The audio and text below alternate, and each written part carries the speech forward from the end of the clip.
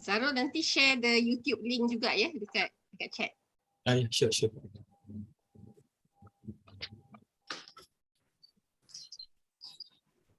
This is the same link that you have provided before, kan, Zarul? Yes. The YouTube link. Yeah. Yes, that's okay.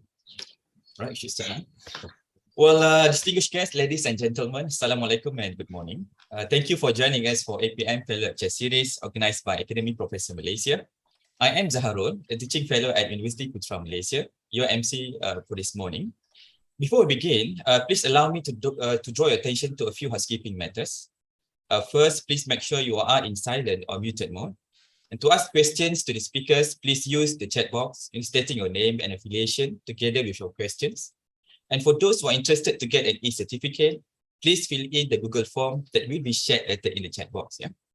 And thank you for your cooperation.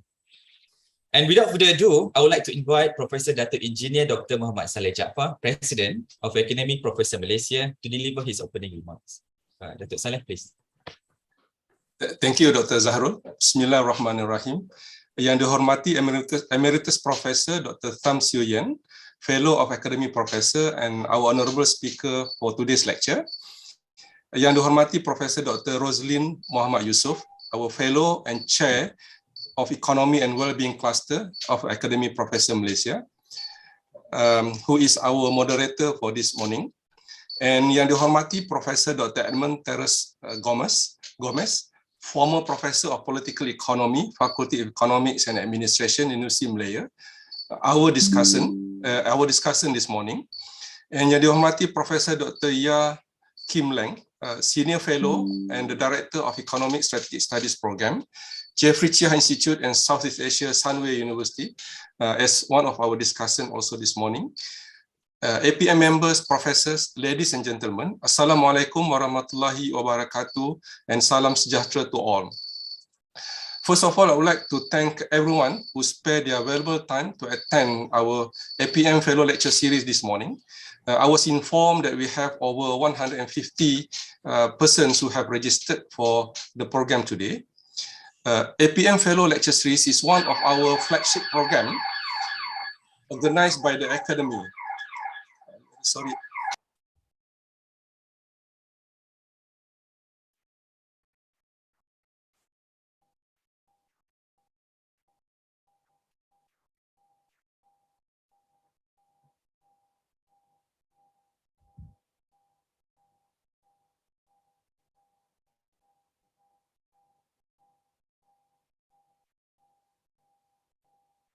I'm sorry, this is the trouble when we have an online session from home. The alarm the alarm shut off. And sorry if I can go back to this. I would like to thank everyone who is here to join us this morning. And APM Fellow Lecture Series is one of the flagship programs organized by the Academy. There are a few other flagship programs that is actually organized by us. So we have Academy Guest Lecture Series, we have Academy Roundtable Discussions, and we also have Academy Forum called Wacana Academy Professor. This APM Fellow Series lectures is organized to honor distinguished fellow of the Academy who have excelled locally and also internationally. All of them have actually left impacts with their substantial contributions in their respective fields of knowledge and have contributed to the society throughout their career. This platform also serves for scholars to discuss strategic issues that will not only benefit policymakers, but also community as a whole. For your information, the fellow series has been delivered by many other distinguished fellows. They include Tan Sri Datuk Dr. Kamal Saleh, Emeritus Professor Dr. Jomo, Emeritus Professor Datuk Morsidi, Emeritus Professor Datuk Dr. Osman Bakar, Tan Sri Datuk Dr. Gauth Jasmine, Tan Sri Emeritus Professor Anwar Ali, and Emeritus Professor Johan Saravana Mutu. Today, APM is extremely honored and privileged to have Professor Tham to give lectures on the topic of Chinese investment in Malaysia 9 years after BRI. As a renowned speaker, as a renowned economist, Professor Tham is highly qualified to speak in this topic. Allow me to read a very brief data of Professor Tham. Professor Tam was a director and professor of the International Trade Institute of Malaysian and International Studies, IKMAS, University Kebangsaan Malaysia. She's also currently visiting senior fellows of ICAS, Yusof Ishak Institute in Singapore. She sits on the editorial board of Malaysian Journals of Economic Studies, Journal of Southeast Asian Economies, Singapore and ASEAN Economic Panel, AEP, and also MIT Press. She is also a board member for Global Development Network, GDN, member of Advisory Council, the Society of Certified Risk Professionals, and external fellow of Jeffrey Chia Institute on Southeast Asia, Sunway University. Her research interests cover trade in goods and services, as well as foreign direct investment, FDI, including Belt and Roads initiatives in the region. She has published extensively on trade-related issues in books and journals, and also such as Journal of Contemporary Asia, Emerging Markets, Finance and Trade, ASEAN Economic Panel, and Prague Economic Papers, besides co-editing several books published by international publishing houses. Her recent publications include China in Malaysia, State-Business Relationship, and the New Order of Investment Flows, which is actually co-authored with Edmund Gomez and also Ran Lee and Kan Chit Cheong. She also provides public commentaries. She has a PhD in economics from the University of Rochester, United States of America. So ladies and gentlemen, today's topic is highly relevant as we know that China is providing this initiative to help many countries, including Malaysia, to do what they wanted to do, but they don't have fun on their own. So the implications and the lesson learned from other countries may be, of important items that we want to hear for today's session, inshallah. And I'm very sure, and I hope we will benefit from Professor Tam's lecture and commentaries from our two discussants, Professor Edmund and also Professor Dr. Yah. I now hand over the session to Dr. Zahrul, please. Thank you, Dr. Sadang. Now I would like to invite Professor Dr. Rosalie Muhammad Yusof, Chair of Economy and Social Wellbeing Cluster APM, and also Dean of Islamic Business School, UUM, to moderate the session. Prof. Rosalie, please. All right, thank you very much, Dr. Zahrul. Yang dihormati Emeritus Professor Dr. Tam Siew Yen, Fellow Academy Professor Malaysia, and our guest speaker for today's session. Yang berbahagia Professor Dr. IR Dr. Saleh Jaafar, President of Academy Professor Malaysia, Ahli-Ahli Majlis APM, our distinguished discussant for today, Professor Edmund Terence Gomez and Professor Yah Kim Leng. Distinguished guests, fellow professors and academics, ladies and gentlemen, Assalamualaikum warahmatullahi wabarakatuh, and a very good morning. My name is Rosaline, and it is indeed an honor to be the moderator for this session in the presence of distinguished guests, renowned scholars, fellow professors and academics, and to encapsulate all among the best minds of Malaysia. On behalf of Academy Professor, once again, I would like to welcome everyone to APM's lecture series entitled Chinese Investments in Malaysia, 9 years after the BRI, or the Belt and Road Initiative. I think before we start, let me just share with you the format of today's session, which comprises of 3 sub-sessions. The first will be the lecture by our guest speaker today, Emeritus Professor Dr. Tam Siew Yen. And in the second round, there will be presentations by both discussants. And in the third session, we will start with our guest speaker, Emeritus Professor Tam, responding to the discussants, and then followed by Q&A session.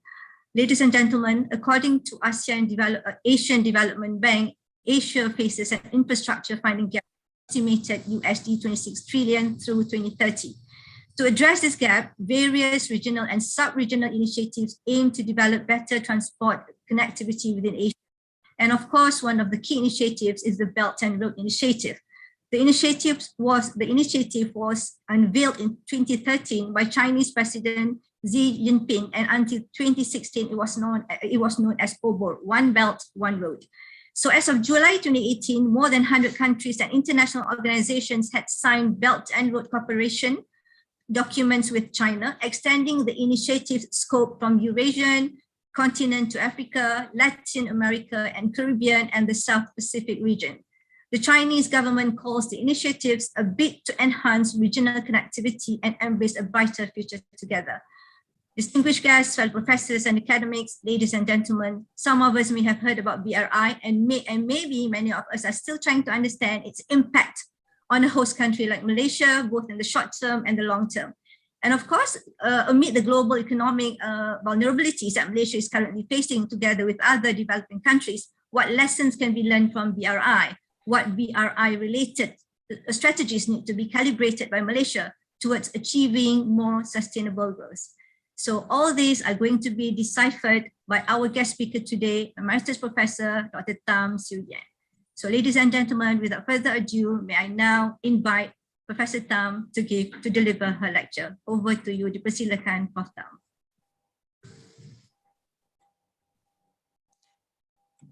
Thank you very much, Prof. Roslyn. Thank you very much, Professor Dr. Insinyur Dr. Muhammad Saleh Jaafar, for kind words of introduction.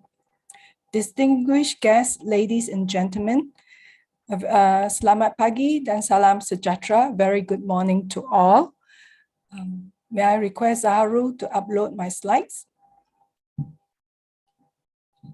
First, let me thank Academy Professor Malaysia, or APM, for the kind invitation to share some of my research insights as part of the APM Fellow Lecture Series. It is indeed a great honor and privilege for me to do this. The idea for this lecture came way back 5 years ago when I first published my first piece on the BRI, which is Chinese investments in Malaysia, 5 years into the BRI. At that point in time, I did think and I did pray that if I'm blessed with good health, I would like to do a follow-up piece 5 years later. So it would be Chinese investments in Malaysia 10 years after the BRI. Today's lecture is actually based on the text that I'm preparing for publication in 2023. But because we are not yet 10 years into the BRI, it will be 9 years after the BRI. I'm actually using today's lecture to test out my draft text, and I look forward to the comments from Professor Ye Kim Leng and Professor Gomeza to improve my text. Next slide, please. Basically, I will go quickly through what is the BRI, what are some of the theoretical constructs that we can use to analyze it. I will focus quite a bit on data and data issues. Then I will look into the short-term and the long-term impact and the changes and evolution over time. Finally, I would like to conclude on what have we learned so far. Next slide, please. Zaru, next slide. First, what is the BRI? The Belt and Road Initiative, as mentioned by the moderator, is a strategy initiated by the People's Republic of China that seeks to connect Asia and Africa via land and maritime networks. It was actually put forward in 2013 by China's President Xi, and it drew inspiration from the concept of the Silk Road that was established in the Han Dynasty. It is important to note that the initiative, as it was put out, has 5 major priorities, which is policy coordination, infrastructure connectivity, unimpeded trade, financial integration, and connecting people. In the 5 major priorities, although infrastructure is mentioned, it is clearly not meant to be the only priority. There are other priorities, but unfortunately, it is always associated with infrastructure alone. Next slide, please. If we look at the geographical scope, it covers basically the 6 corridors that you see on the map. And most of it, you can see, if you look carefully, connects China with the rest of the world via the Eurasia. So it connects especially Western China. And this is very important to see the connectivity between the different corridors and China. However, it should be added that there's actually no definite boundary, and it can be extended to other areas in the Pacific, Africa, and Americas. So although this is the picture of the BRI that's always shown, it is not geographically carved in stone. it can be extended to other areas. Next slide, please. Okay, now we need to look at China's economic rationales for outward investment. So the BRI is definitely an investment initiative, but there are also economic rationales for outward investment for China. There are three main reasons.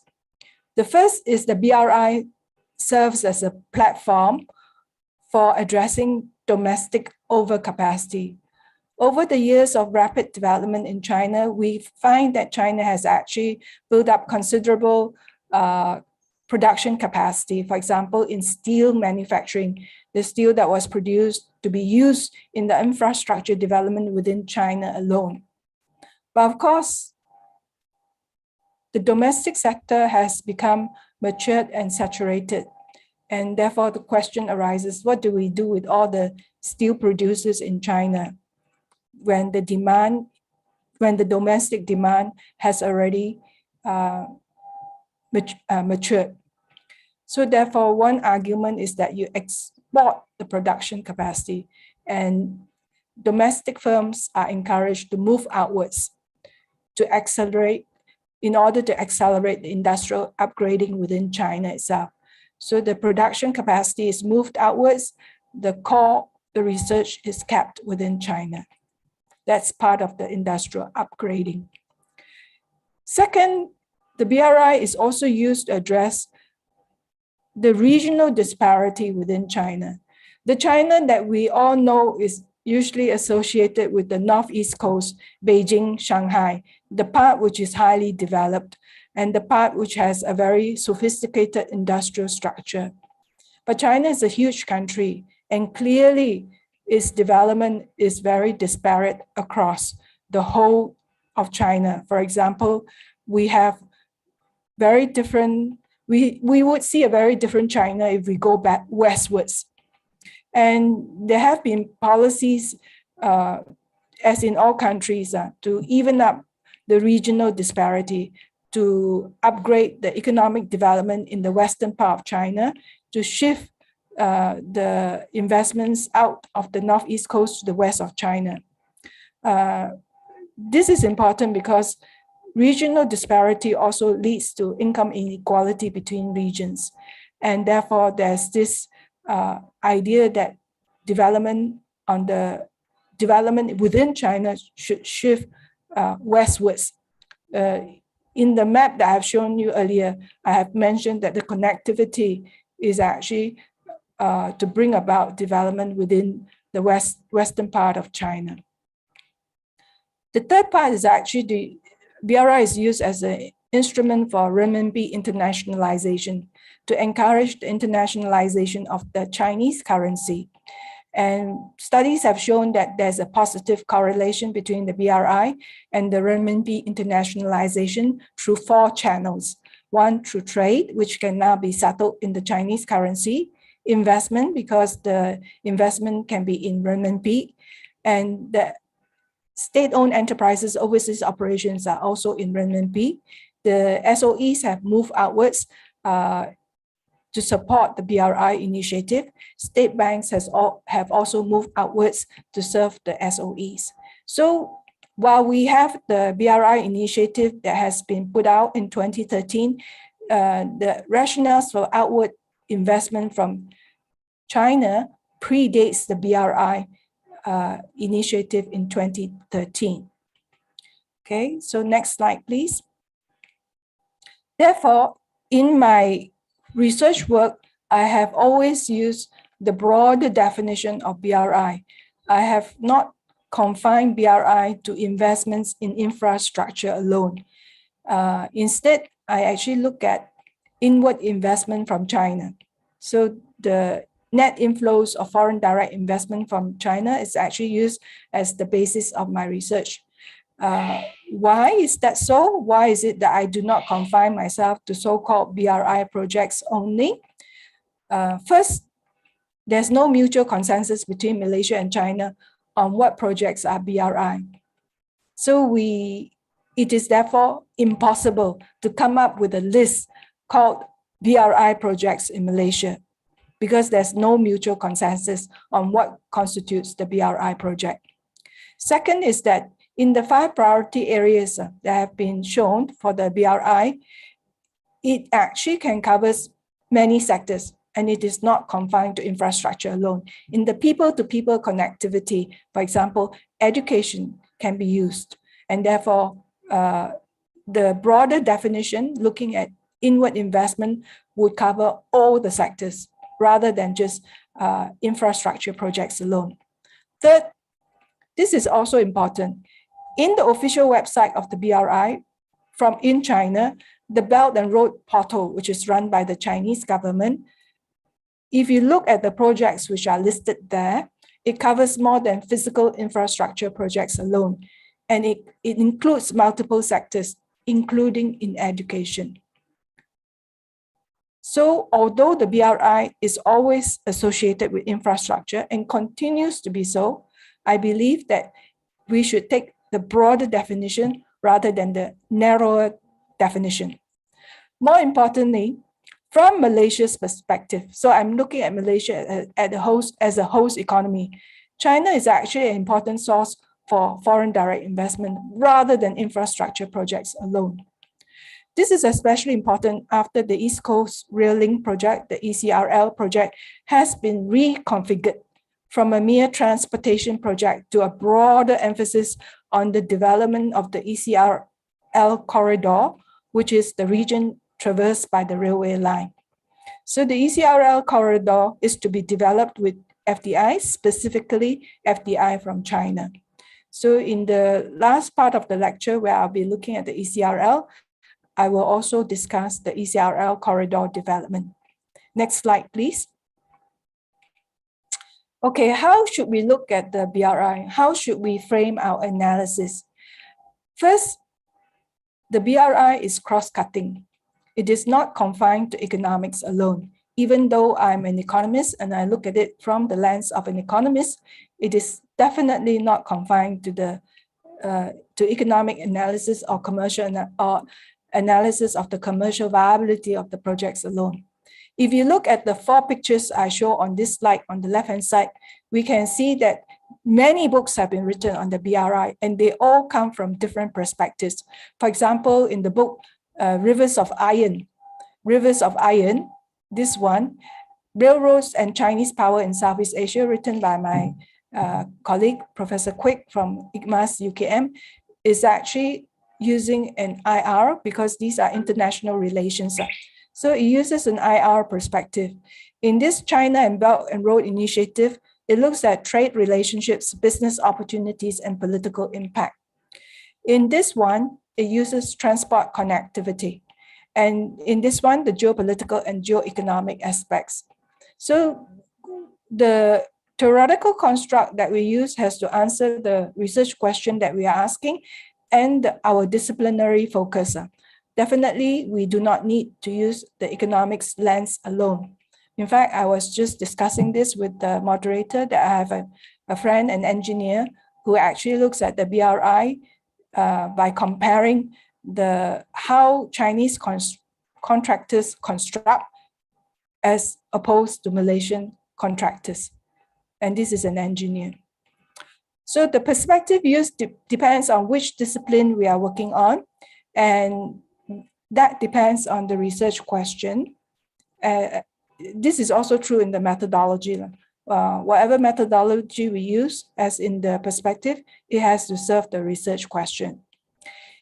For foreign direct investment analysis, and we are looking mainly at foreign direct investment in this lecture, a common framework that's used is Dunning's OLI framework. This is a framework that has been used again and again in a lot of analysis on the foreign direct investment. So this is a perspective that is also used and continues to be used.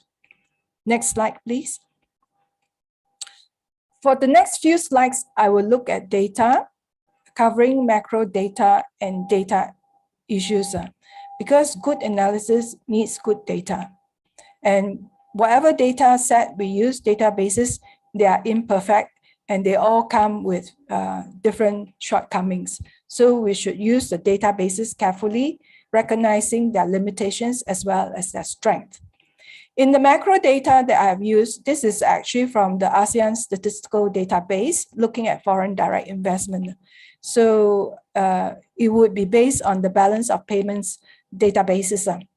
If we look at this chart on the flows of inward foreign direct investment into ASEAN by source country, what we want to do is to have a sense as to how important is Chinese investment compared to the traditional investors such as the EU, the UK, the US, and Japan. And if we look at China, the small red bar, it is not the largest investor in ASEAN.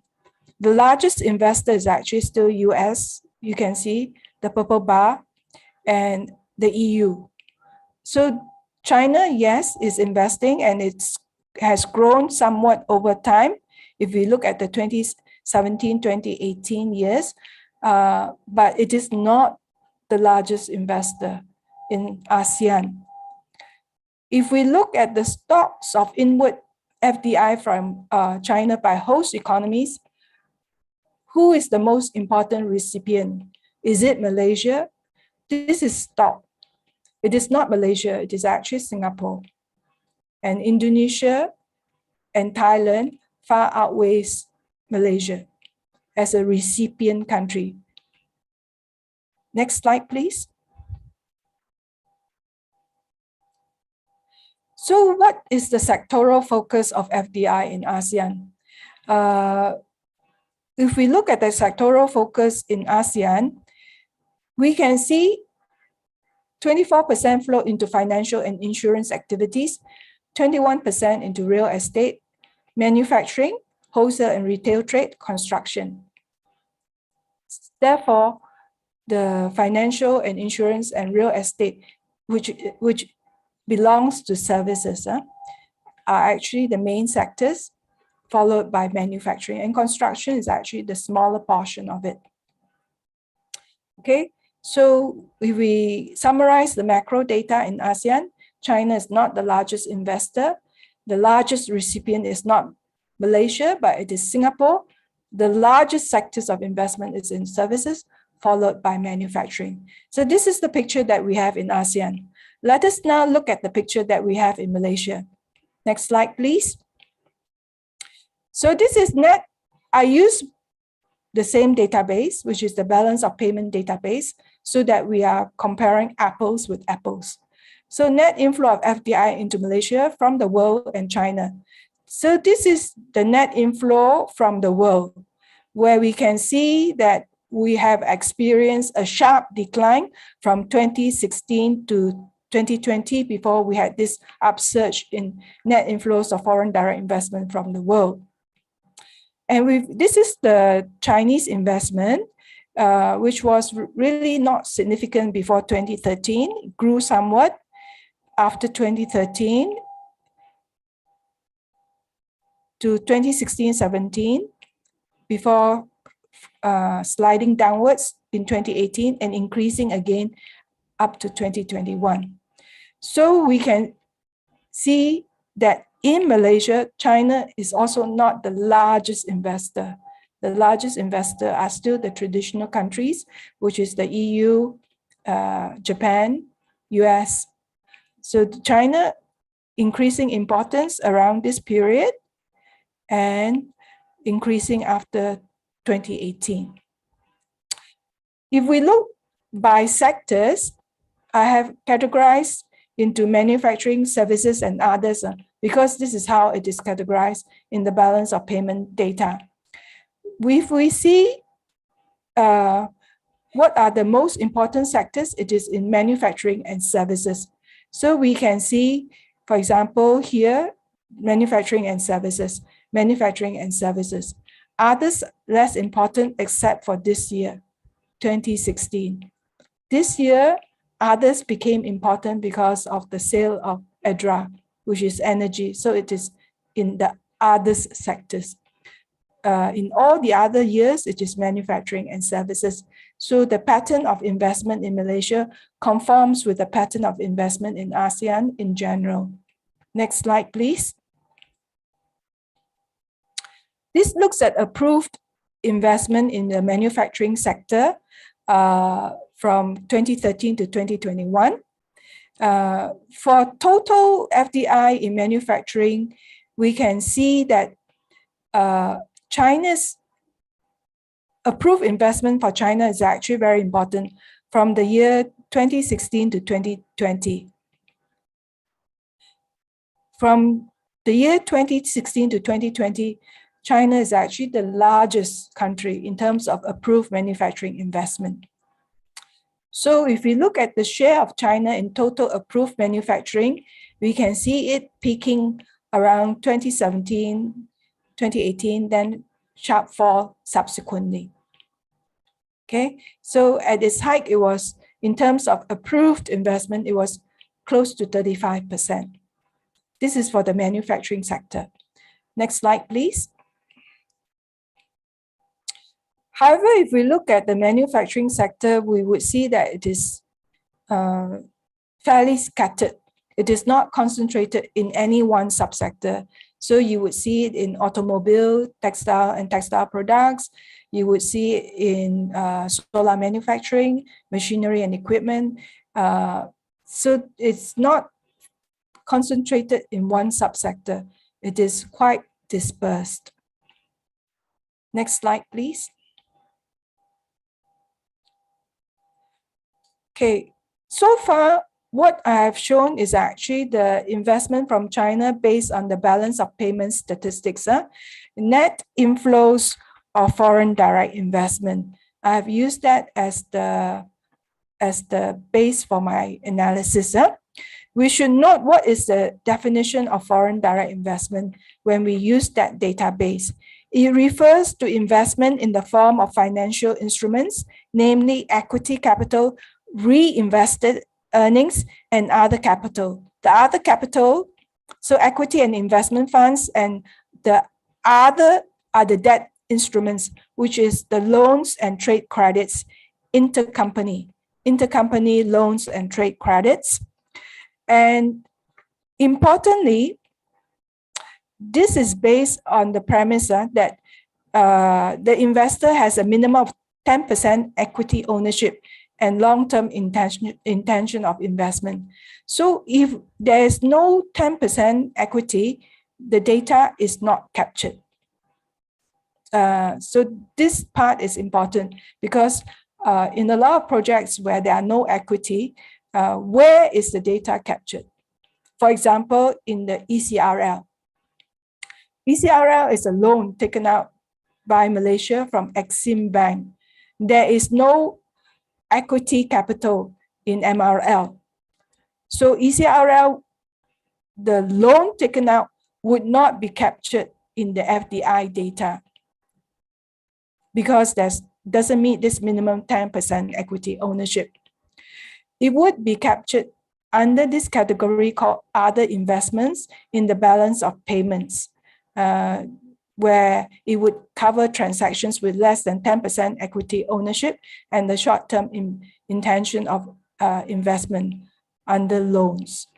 And it would be captured under the external debt of Malaysia, but it would not be in the foreign direct investment data. So the classification in the balance of payment is based on its definition. And if the investment does not meet the definition, it would not be captured in the FDI data. Therefore, the FDI data, in some sense, is less, captures less than what is actually happening in the country. The second problem is that the data is based on immediate source country. So this means where is the investment coming from? The immediate country, immediate source country. But we know that not all investments come from China. Some are from third countries. For example, Geely has a listed company in Hong Kong. So it is possible that its purchase of the equity in Proton did not come from China, but actually came from Hong Kong. Okay, so therefore, some of the data of investments from Hong Kong actually includes investments which are ultimately sourced from China, the ultimate investor. So therefore, FDI data is also a shortfall in this sense because it cannot capture the ultimate investor country. For example, when Hope International bought the Inti Group in Malaysia, it is Hope International in Hong Kong. So the FDI data would capture the data as if it's coming from Hong Kong, but actually Hope International's headquarters are in China. It is a Chinese investment. And then, for example, the investment of China in the digital free trade zone may not have come from China because China was established in Cayman Islands. So some of the data that we have on investments coming in from Cayman Islands may actually have come from China as the ultimate investor country.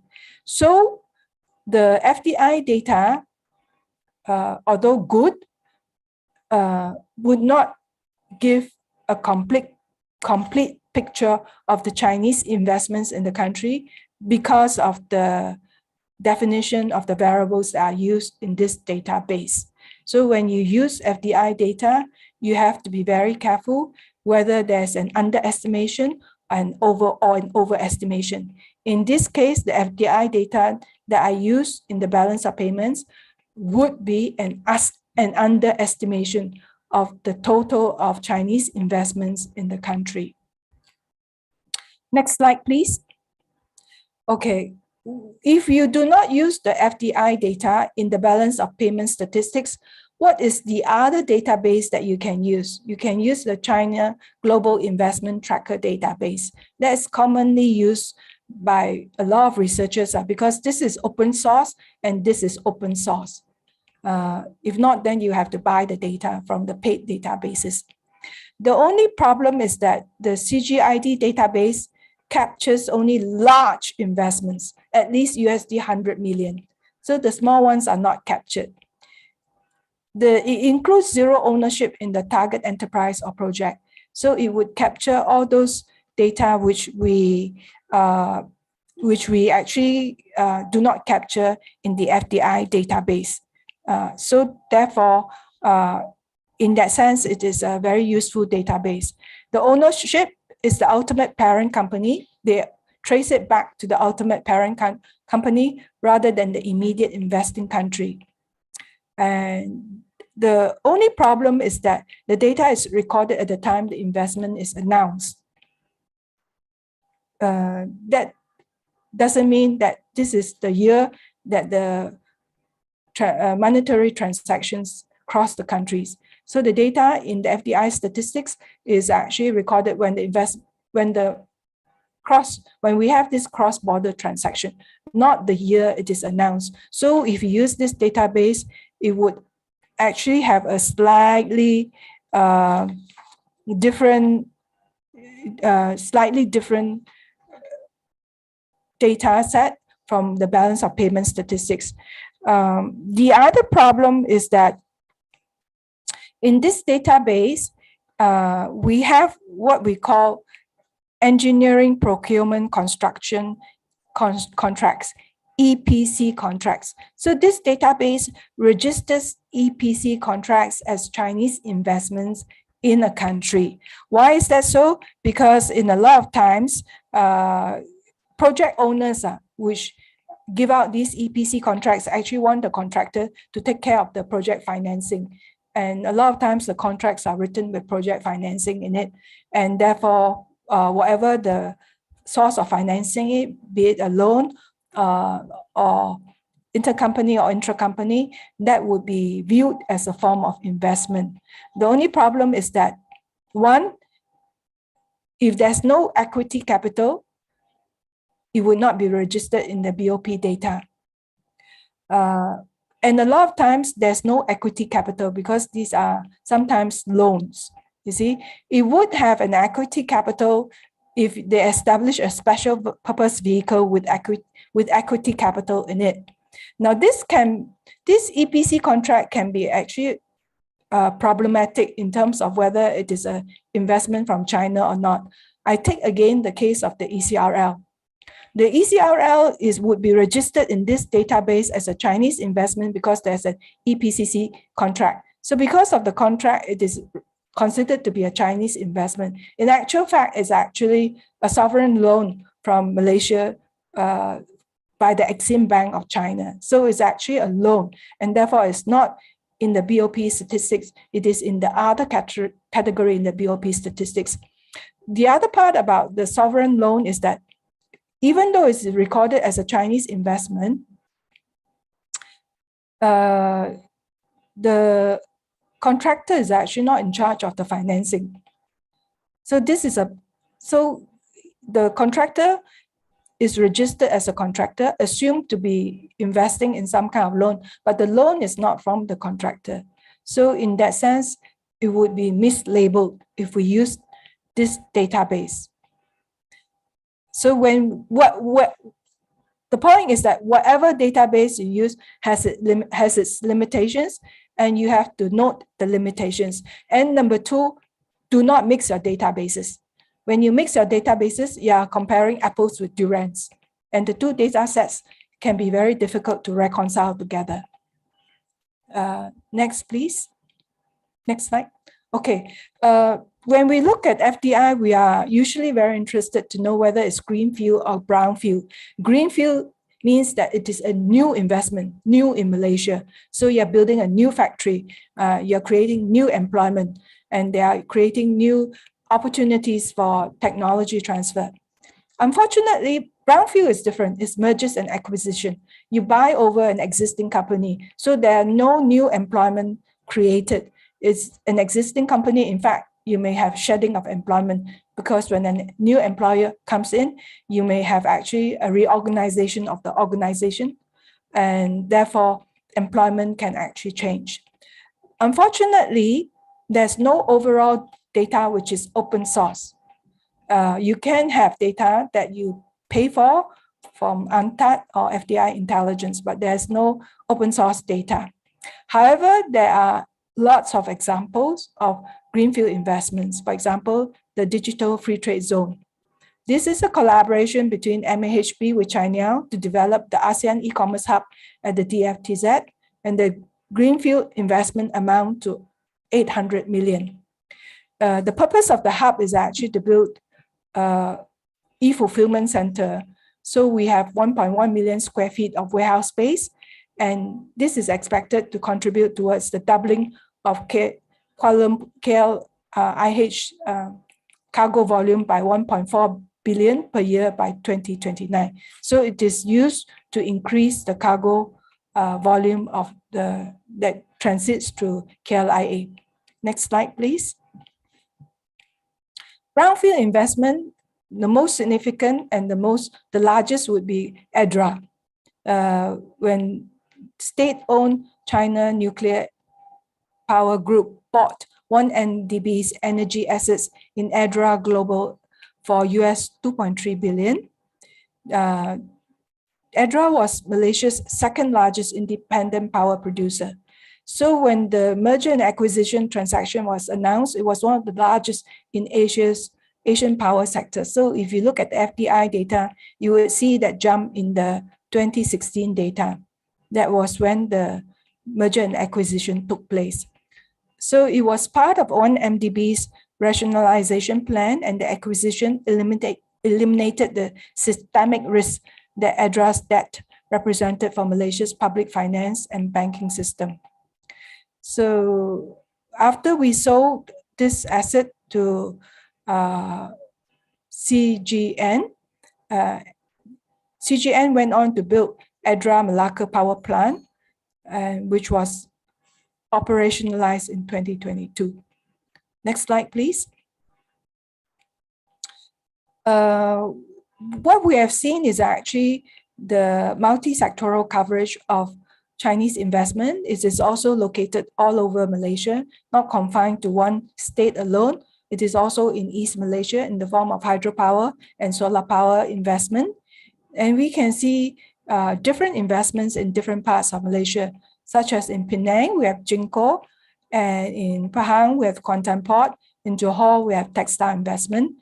In Malacca, Malacca Gateway, Selangor, the ECRL, Perak, we have other investments. Next slide, please.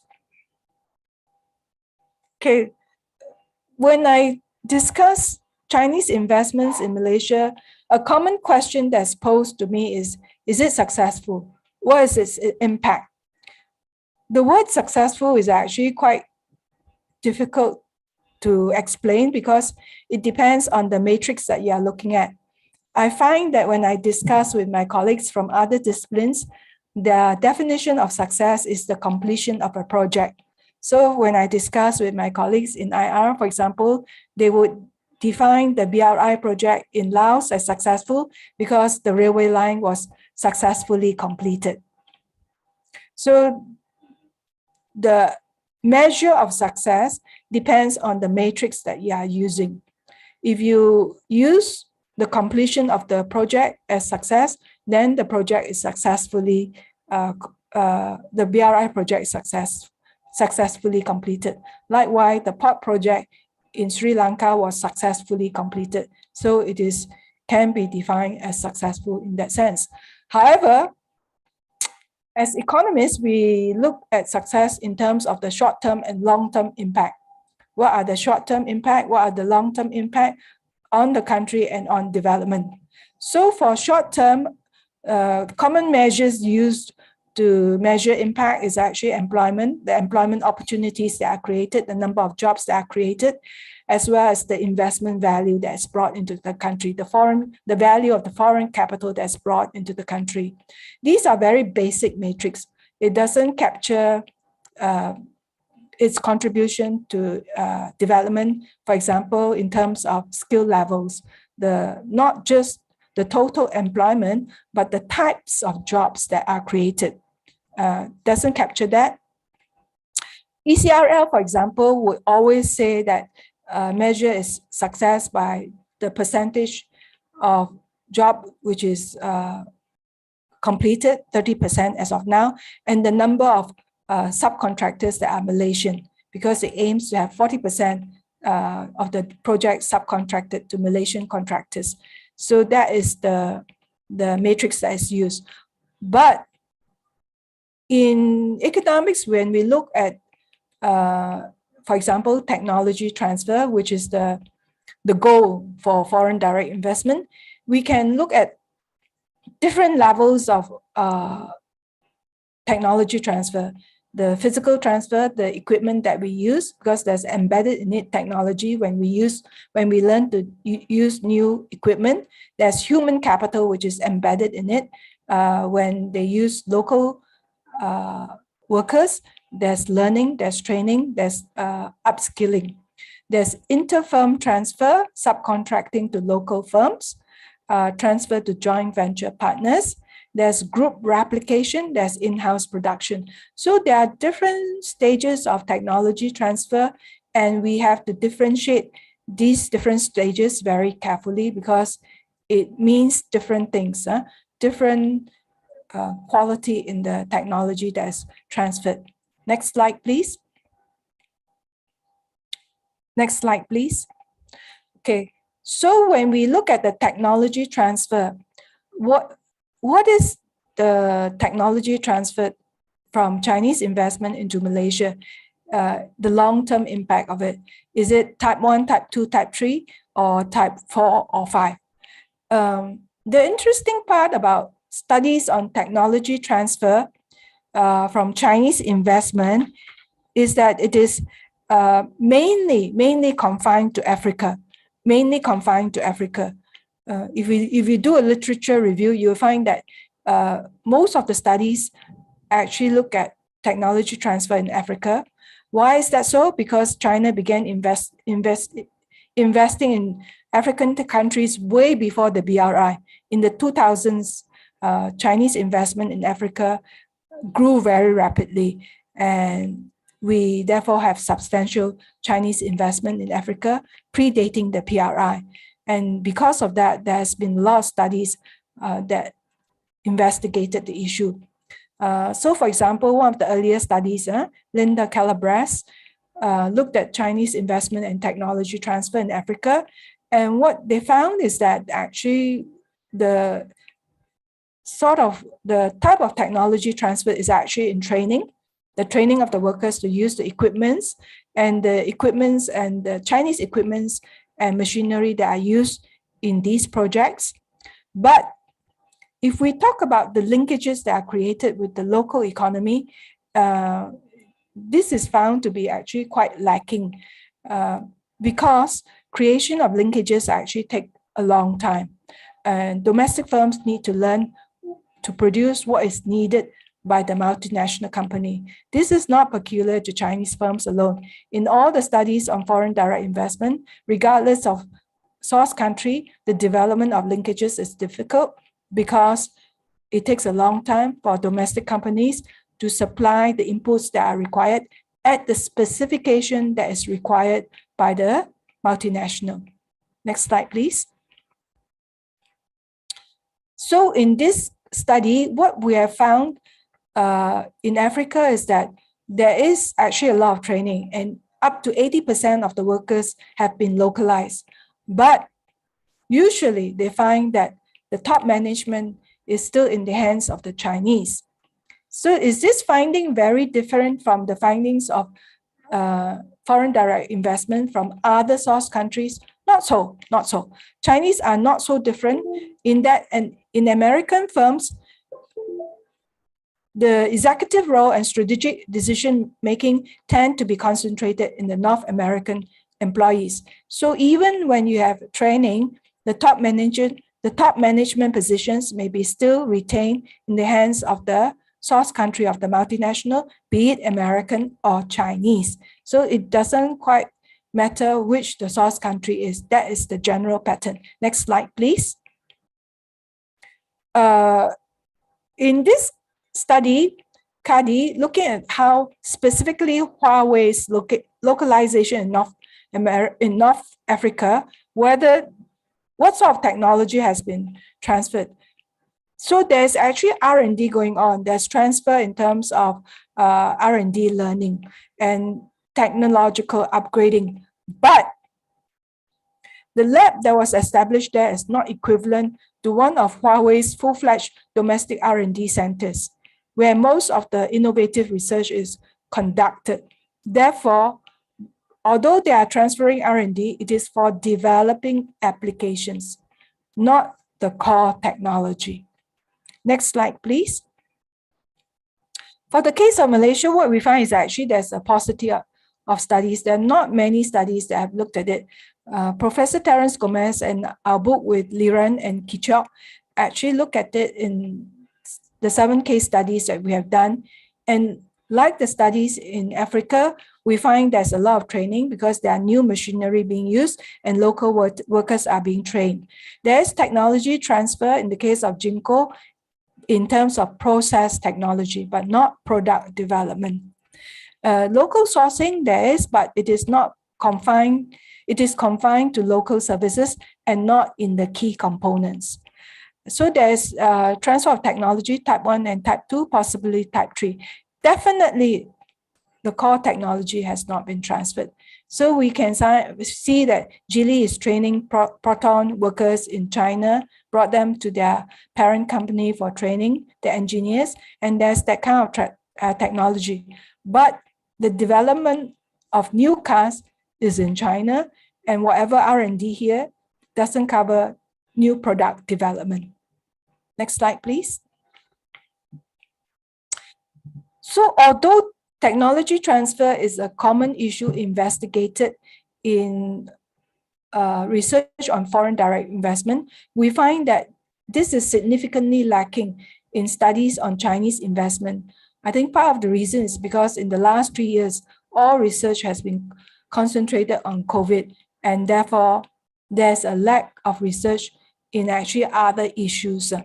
And so we do not find the technology transfer being investigated for Chinese investment as it was investigated for other sources of investments by, say, Professor Jomo and Professor Raja Rasya. We find that these two esteemed colleagues have done a lot of technology transfer studies for other source countries. But beyond technology transfer, I think the long-term impact that is very important and that is lacking in research is actually contributions to sustainable development goals and sustainability issues such as environment. We find a lot of studies are actually going on looking at the environmental impact, because all projects involving land reclamation, be it infrastructure or whatever, will actually affect the environment, and therefore we need to assess what is its impact on the environment. I do not find any serious study in Malaysia yet, although this is definitely a trend in FDI research, looking at sustainable FDI and responsible business conduct. So we are looking at, for example, ESG compliance issues in sustainable FDI, whether there's ESG compliance in the parent company, in the subsidiary company, and also in the value chain of contractors that are used. This sort of study is actually sorely lacking, and we need further work in this area. Next slide, please. Now, changes over time. When we look at BRI, there are two forums, first forum and the second forum. In the second forum in 2019, what China did is actually to try to meet the criticisms on the BRI in terms of debt sustainability, project viability, corruption allegations, and environmental sustainability. So the second BRI forum held in April 2019 aimed to have green, clean, sustainable development. So they're looking in terms of quality. Nowadays, the buzzword is actually quality FDI. And it is defined in terms of green, clean, and sustainable development. So according to China's President Xi, the need to promote green development. And we can find that a lot of countries are actually looking at green development guidance on BRI projects, looking at compliance to green investment principles. So the greening of BRI has come in. Next slide, please. I would like to look at green issues in terms of the ECRL development. Next slide, please. This is just illustrative to indicate how important it is to conduct studies on how green BRI projects are and how much it will affect our environment, especially for mega projects. Now, the ECRL project has been reviewed, revived, and reimagined. In the first version in 2017, we see on the left-hand side of the column its original length and its total cost. And in its current version, the 3.0 version, we can see it's shortened, cost has been lowered, completion date is 2026. The investment of local contractors has increased, and there's this significant change that it will form a 50-50 joint venture with CCCC to jointly operate and maintain the rail network. The revenue ratio is still 70% freight, 30% passenger. Next slide, please. This is how its configuration will look like as approved in December. It will connect from Kota Baru right down to Port Klang. Next slide, please.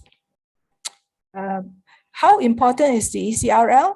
We can see it will connect with the China-Laos railway, and there will be this potential to connect with Thailand and the rest of Southeast Asia back to China. These are all developments, they are not realized yet. Next slide, please. If we look at environmental issues of the ECRL being a mega project, you need to do a lot of tunneling. It will cut through forests. So definitely there are environmental impact because of forest fragmentation. It cuts through the forest reserves. It will disturb the original habitat. Was there an EIA conducted? Yes, there was an EIA conducted in 2017. Nevertheless, Nevertheless, there were huge public concerns and outcries on the negative impact of the project. And there were discussions held between MRL, civil society groups such as the WWF. What we can see is actually the response of CCCCC, the main developer, to these concerns.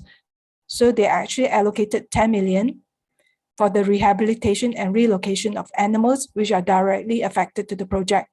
And there was this memorandum of understanding signed with the Natural Resource and Environment Ministry to improve the alignment and design so as to reduce its environmental impact. So that's actually good response to the environmental concerns. Next slide, please.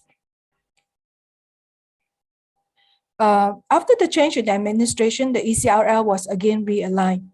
And in response to all the public attention, what the Ministry of Transportation has done, it has come out to explain the EIA project, the alignment, and how it will actually affect the environment. How will it affect the quartz ridge? How will it affect the dams? How will it affect the water catchment areas?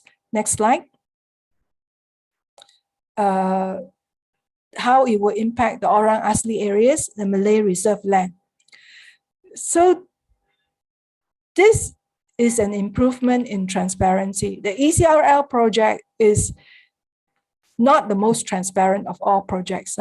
There are a lot of things which are not explained to the public, even though this is a mega project funded by the public's money because it's a loan, and even though it has large, not just economic impact, environmental impact, but also social impact.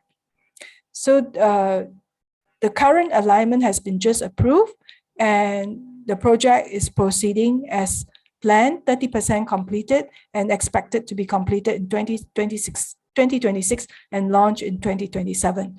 Next slide, please. So we find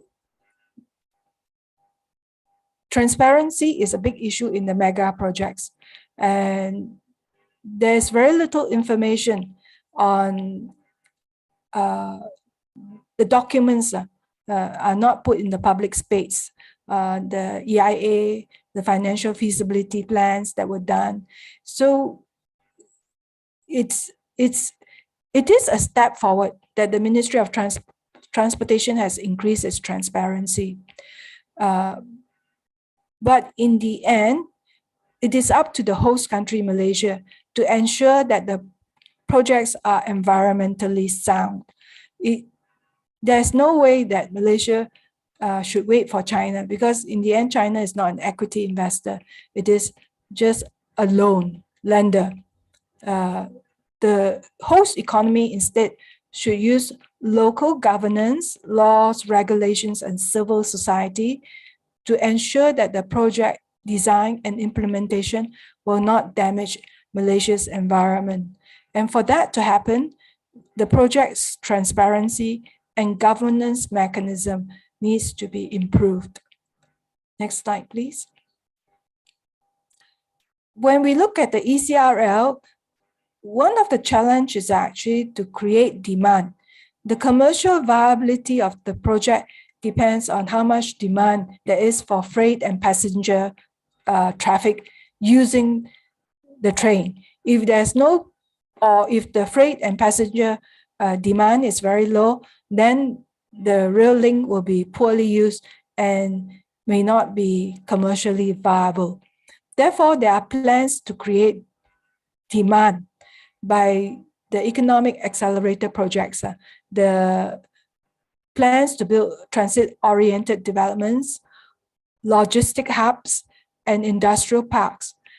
So when you develop these parks, what is aimed at is actually to attract more investments along the ECRL corridor.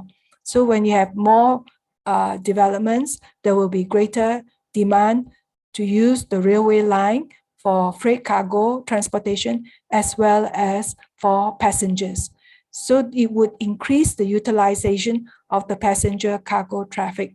I think this is a good step forward that we recognize the fact that Say's law does not operate here. Supply does not create its own demand, like what we like to say in economics. Instead, you have to look at concurrent measures that would create demand for the usage of the ECRL. Now, MIDA, as the principal investment promotion agency, is actually working together with CCCCC in the development of these EAP projects. So there's in MIDA a special unit that's promoting investment along the ECRL corridor. Now, the question, of course, remains as to how green these projects will be. When you build industrial parks, will it be a green industrial park? Will it house only green investments? MIDA, of course, says that its investment approvals are aligned to the SDG goals of Malaysia, and it is assessing it based on ESG principles. But the realized investments may not be as ideal as aspired for. So the question therefore still remains, how green will the investments be along the ECRL corridor? So the ECRL corridor itself, its construction has environmental impact. The development of the corridors along the ECRL will also have environmental impacts. And if these are going to be new investments from China, will they abide by China's green investment principles? So all that is to be seen, because the corridor is being developed and investments are still being advertised for. We do not know how much investment it has attracted to the ECRL corridor as yet. Next slide, please. Lessons for host economies. BRL projects have to be financially and environmentally sustainable. The leverage that host countries has, because a lot of these negotiations are still bilateral between Malaysia, the host economy, and China. Although China is trying to multilateralize its negotiations, there are now calls for China to work with third countries in its BRI projects, but we do not see this happening yet for Malaysia, although it is supposed to be happening in some other countries. The economic outcomes in the end depends on the performance requirements. The outcome of the negotiation when you come in, what is it that you are bringing into the country besides the foreign capital? It also depends on the local capacities to absorb technology. Do we want to connect local SMEs with the Chinese multinationals, but are the SMEs able to meet the specifications that are required? Can they absorb the technology? Can they improve their performance so that they can meet the specifications that are required by the Chinese multinationals? Can they compete? This is a very important question with Chinese workers and Chinese suppliers. So the sourcing is a question of, in the end, commercial viability. Who is able to provide the inputs at the lowest cost? Is it the local firm, or is it a foreign firm, or is it a Chinese supplier from China? So local firms cannot just hope to be able to supply without any efforts to improve their capacity to supply. The governance mechanism of host economies, including local laws, rules and regulations, and the enforcement in host countries, can affect labor and environmental outcomes. So we should not look to China to improve the implementation or the project design of BRI projects. We should look at ourselves as host economies. What do we do when we bring in foreign investments and foreign companies? What is it that we look for, and how do we make them comply with local laws and ensure that they abide by local laws and regulations? We should also minimize interference from local politics. This is all I have to say. Next slide. Thank you very much for your kind attention. I look forward to the comments from Professor Terence, as well as questions from the floor. Thank you very much. Over to you, Prof. Roslyn. Okay, thank you very much, and Hormati Emeritus Prof. Tam, for very enriching and insightful lecture. A lot of things that I've learned also, from the lecture today. And I think if I can just highlight briefly the two main takeaways is that for Malaysia, BRI is being viewed from a bigger perspective, which includes inward investment by China covering any sector, including education. And also it's not confined to infrastructure projects, yeah, Prof. Tam? And Yes. the one is, of course, from the researcher's perspective, I think this is very important. The limitation of data, from CGIT and BOP measurement, and of course the Greenfield and Brownfield data, and last but not least, the measurement of the success of BRI alone or itself.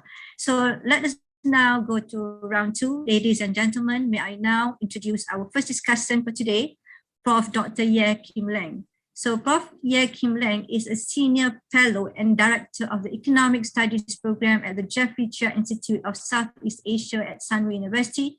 His research interests span development economics, monetary economics, capital markets, and industry studies. This reflects his previous experiences as an economic analyst at a national policy think tank, a chief economist at a credit rating agency, and a lead consultant at an economics consultancy subsidiary. His current project at the Jeffrey Sachs Center focuses on tax systems, structures, and their effects on fiscal sustainability, economic growth, and income inequality. He is currently the Deputy President of Malaysian Economic Association, MEA, and a former external member of the Central Bank's Monetary Policy Committee. So may I now invite Prof. Ye to deliver his perspective. Over to you. Prof. Ye. Thank you very much, Professor Roslyn.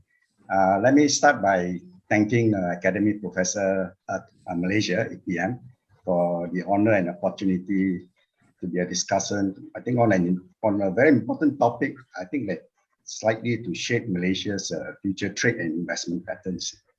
And I also wish to congratulate Prof. Tam on her accomplishments, as well as her passion for research, as she has mentioned that she started BRI research 5 years ago, and now she's updating the study. And I think the lecture has been very illuminating and comprehensive. I think as summarized by the moderator, I won't go through what Prof. Tam has articulated very well. What BRI is all about is motivation, the priority areas, and then importantly, the short and long-term impact and the lessons that we can learn from this experience that we have garnered so far. I'd like to discuss 4 areas of Prof. Tam's lecture presentation. One is on BRI and outward FDI. Basically from a point of view as a strategic progression of China's long-term development path. That will be my first area of discussion. The second is to explain and how to predict Chinese BRI as well as outward FDI patterns arising from its what we call the development path that we have seen so far. And then that area is to discuss briefly the impact evaluation, the absorptive capacity, as well as importantly, the cost benefits of BRI as well as Chinese FDI. And then I will also discuss recommendations and conclusions on the way forward, as well as suggestions for further research. Now, let me start off with the viewpoint of BRI as well as China's. It has to be seen as part of China's outward FDI, as part of the natural progression of China's development path. Of course, this is a purely economic perspective. There are many perspectives that talk about BRI as a geopolitical response to events happening in the world. But I would see BRI as a natural strategy in terms of development of a large economy. And as we know, China transitioned from a planned to a market economy only in 1979, in contrast to the collapse that we see in former Soviet Union as well as the East European countries. Now, China's growth then has been powered by export-led manufacturing since 2001 when it joined WTO. And then there has been a subsequent push as the economy attained upper middle income status. It has been pushing for overseas investment and international economic integration with the inception of BRI in 2013. So it looks like a fairly natural growth strategy in this development path. But what we notice here is that China's reforms have been very gradual, and it also focused on dual track kind of reforms to sustain the high speed growth that they've seen in China. Its successful reforms, as we can see, can be attributed to a gradual approach rather than a shock therapy, as we've seen in other countries. And then importantly, it also protects the technology intensive as well as capital intensive SOEs. That's why we find that there are preponderance of SOEs in the outward FDI that we are seeing now. And importantly, it actually opens up its labor intensive. In the early years of its development, it opened up its labor intensive industries that have comparative advantage in competing as well as both with in the external markets as well as with inviting or attracting inward FDI to provide those to strengthen those industries. And as a result, we find that China became a global manufacturing center that we have seen so far. And then importantly, it has actually, during that period of development, it has closed capital account while liberalizing its current account goods and foreign capital flows, as mentioned by Prof. Tam. So the economy under the next stage of development, it looks quite natural to be prepared for what we call the capital account liberalization. That is, that goes along with the need to liberalize financial sector, and then of course, very important, gradual internationalization of the renminbi currency. So it looks like a natural part of development where now it is both pursuing export-led growth, but also let that leverage on the labor-intensive manufacturing where it has comparative advantages, and then of course industries with excess capacity.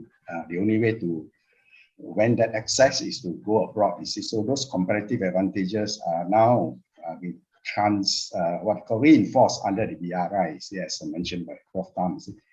I would argue that BRI is also motivated by the synergy in China's international economic integration, as well as, of course, with this growing economic cloud, its geopolitical influence.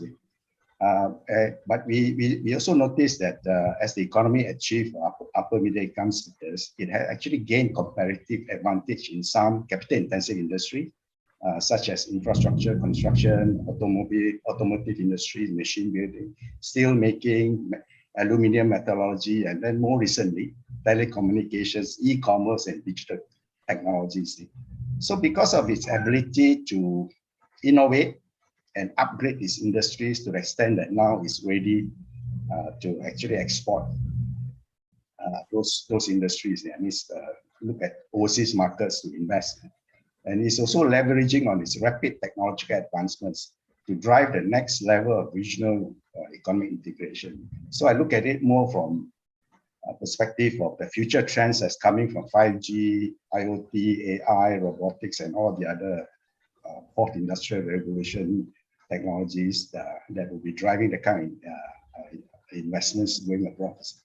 And then, of course, the other benefits of internalization strategy that China is embarking on is also, of course, access to raw materials and resources. These are the geopolitical advantages. And then, of course, we went for saving surplus, and there's a strategic fit between BRI and China's rising role in international development, as well as, of course, other economists have also mentioned about recycling its huge US dollar denominated reserves. So it's quite a natural fit for China to actually push for more outward FDI. Now, on explaining the second area that I'd like to discuss is actually how to explain the current as well as predicting future Chinese BRI and outward FDI patterns. We note that the inward FDI into China is actually declining to the extent that it has now it's slightly over 1% of GDP of inward FDI, and outward FDI from China is also has risen to close to about equal the inward FDI. So that suggests that the patterns of outward FDI is actually quite a natural progression in terms of how China is developing, trying to escape the so-called middle income trap by also leveraging on export markets. And of course, with its comparative advantages in mega infrastructure and utilities, these are the early stage BRI projects. But what we see here is that other investments, as Prof. Tam correctly mentioned, it's hard to differentiate what is BRI and then other non-BRI. They are less than 100 million. They are not captured. And these are, I think, much more influential in terms of affecting local development. So I think it's right to also look at some of the statistics, to look at the changing patterns. What we have seen here is that the BRI has the Silk Road has now been transformed into what we call the Digital Silk Road, the DSR, as well as HSR, Health Silk Road. These are the two, I think, the two major outward investments that are likely to increase in importance in the coming years. And now, of course, if you look at the nature, the composition of firms that are involved in BRI projects in South Asia, there's one study that cited that there are 7 private firms and 22 are state-owned enterprises. So it goes to show that whether it's private or state-owned, they are both equally involved in China's overall development. And of course, some trend analysis, I think, in terms of inward outward flow for each country will be very helpful. Like in the case of Malaysia, we had a 50-year history, FDI history.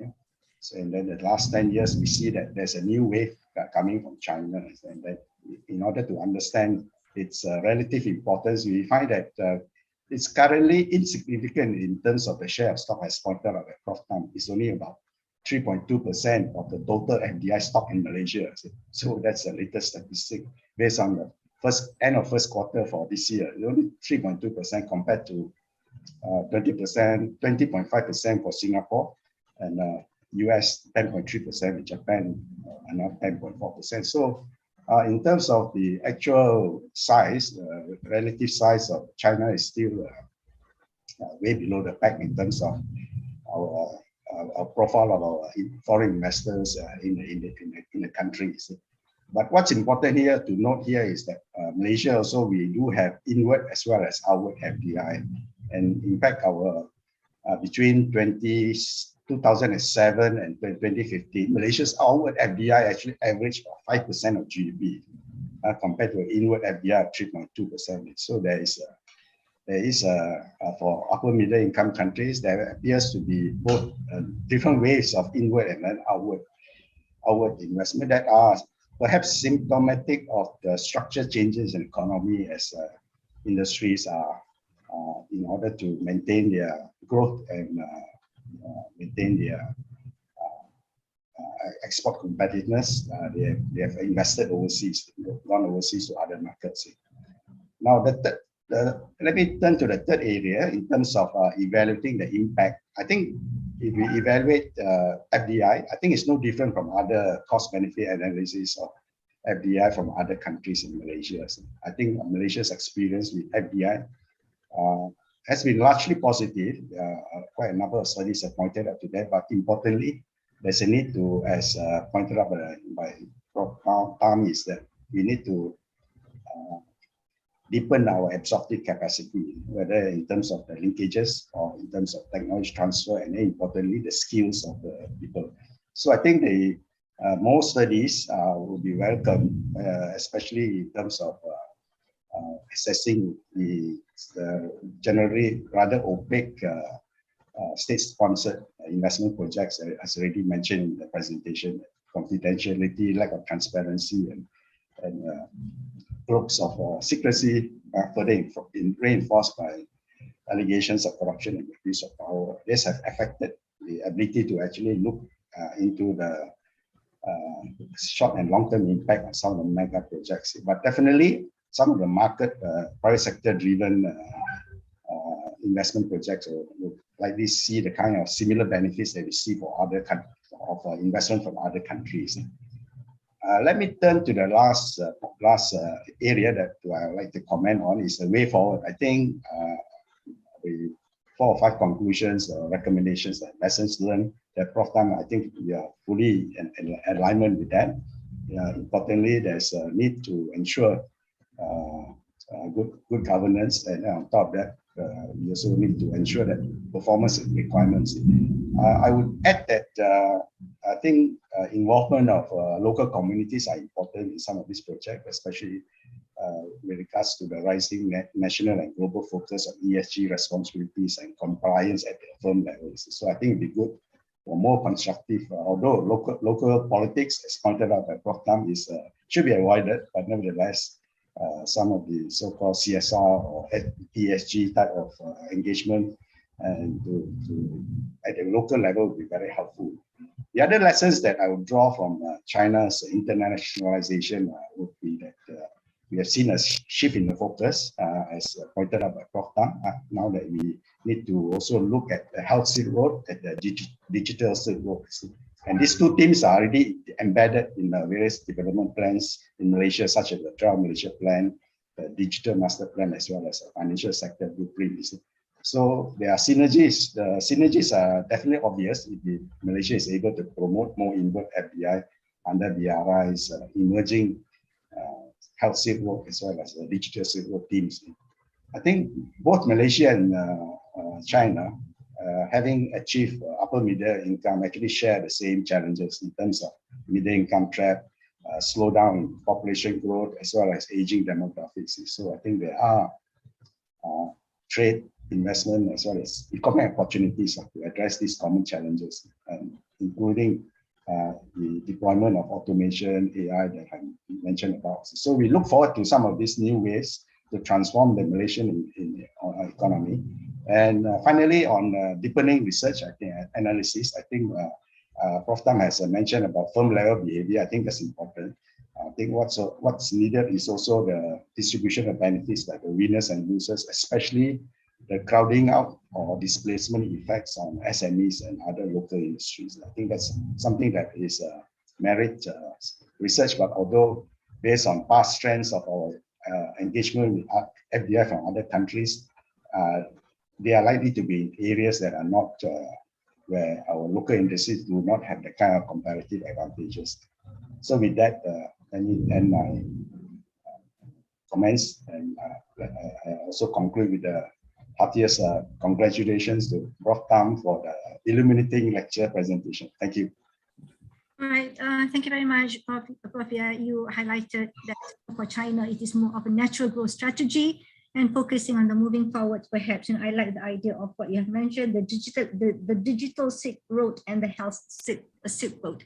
All right, ladies and gentlemen, fellow professors, may I now introduce our second discussant for today, Professor Dr. Edmund Terence Gomez. Professor Edmund Terence Gomez is formerly Professor of Political Economy at the Faculty of Economics and Administration, University of Malaya.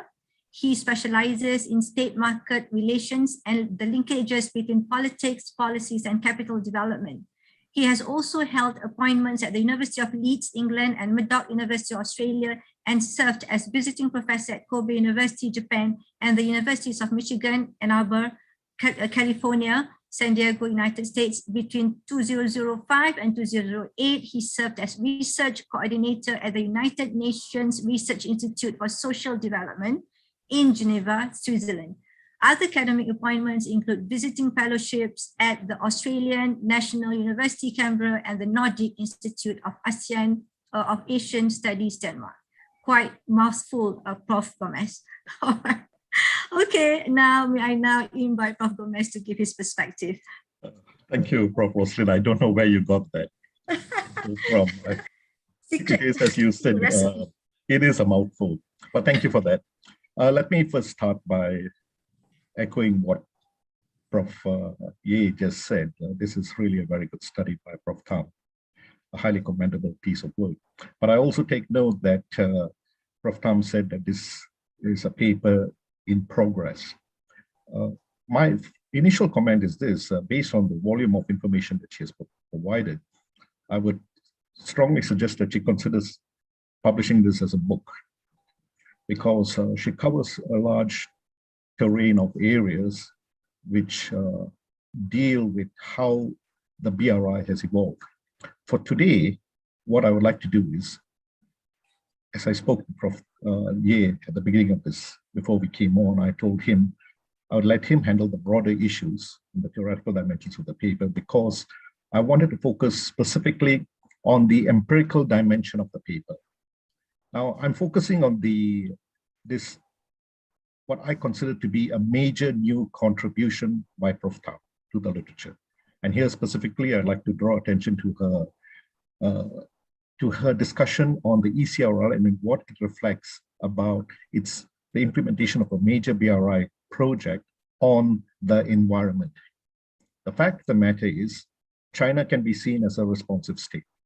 When confronted with criticisms, it always tries to counter these criticisms. Here, what we have seen is the history of implementation of BRI projects, especially the infrastructure projects, is that there has been a lot of concern about implications on the environment. And therefore, here, what we are dealing with, as Prof. Tam says, is a very important issue. There's a scarcity of studies on outcomes of BRI projects on the environment, not just on the land. Hello. Not just on the land, but also of the impact on land reclamation when developing ports, the case of the Malacca Gateway. We can also bring into question here the issues surrounding Forest City. Both these projects have come under serious criticisms because of its impact on the environment.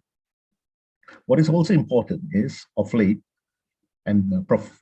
Tam drew some attention to this, is the issue of green BRI, or the Belt and Road Initiative International Green Development Coalition, which was recently introduced. And here the attempt is by China to ensure that it supports the Sustainable Development Goals to ensure it's achieved by 2013. All well and good. We can also remember that there was the Kunming Declaration, where President Xi talked about the concept of ecological civilization, among other things. Note the focus on the ecology. And he stressed protecting diversity. He even gave $233 million for the Kunming Biodiversity Fund. Now, all this is important with regards to today's study, because the fact of the matter is Southeast Asia is rich in biodiversity. It is an ecosystem that many communities depend on for their survival. This ecosystem is at risk due to the BRI's ever-expanding list of infrastructure projects. I'll just give one example. The China-backed hydropower projects along the Mekong River, which spans Cambodia, Laos, Myanmar, Thailand, and Vietnam. And we have seen the impact of these hydro projects. The dams that have been created have caused river flow changes and blocked fish migration, deeply affecting the livelihoods of communities who live off the river. I have personally seen this in my visits to Cambodia. The impact on the environment has been dire. So for today's case study on the BRI, I'd like to focus specifically on Prof. Tam's important point that there has been a dearth of research on the environment. And in that sense, this focus on ECRL can be quite illuminating. Indeed, I would argue what Prof. Tam is doing here is pioneering work, one that we should applaud and encourage because of the scope of its study in terms of linking the BRI to green BRI. And this is also of global concern because, as you know, we are having serious problems with the issue of climate change. But first, let me broadly review what Prof. Tam has raised about the BRI. As she points out, the BRI has 5 priorities: policy coordination, infrastructure connectivity, unimpeded trade, financial integration, and connecting people. My focus will not be on these 5 issues. They're important, but I will focus only on 2 because they directly relate to the ECRL. That's on policy coordination and infrastructure connectivity. The second point that Prof. Tam raised, criticisms of the BRI have focused on 4 core issues: debt sustainability, project viability, corruption, and environmental sustainability. Now, all these issues are important. I agree with Profia, corruption and the role of the state-owned enterprises is the core issue we need to look at. Also of issue here, I can't get into it, is that of financing and debt sustainability involving the BRIs based railway projects. As Prof. Tam said, this is a loan from China. What I will do is focus specifically on one issue, given the limited time, that is on environmental issues. My first key point, while I appreciate the data provided on FDI of different economic sectors and projects in Africa, my suggestion is this: to give this article, this novel piece of work more focus on green BRI, I would suggest that there should be some brief comparisons with other similar BRI type projects involving railway lines, just railway lines. Now, two projects come to mind. One is the Pakistan corridor, which Prof. Tam also alluded to. The Pakistan corridor is within the country with a federal government and 4 provincial governments, or 4 states. The second one was the China-Laos high-speed rail project, opened last year.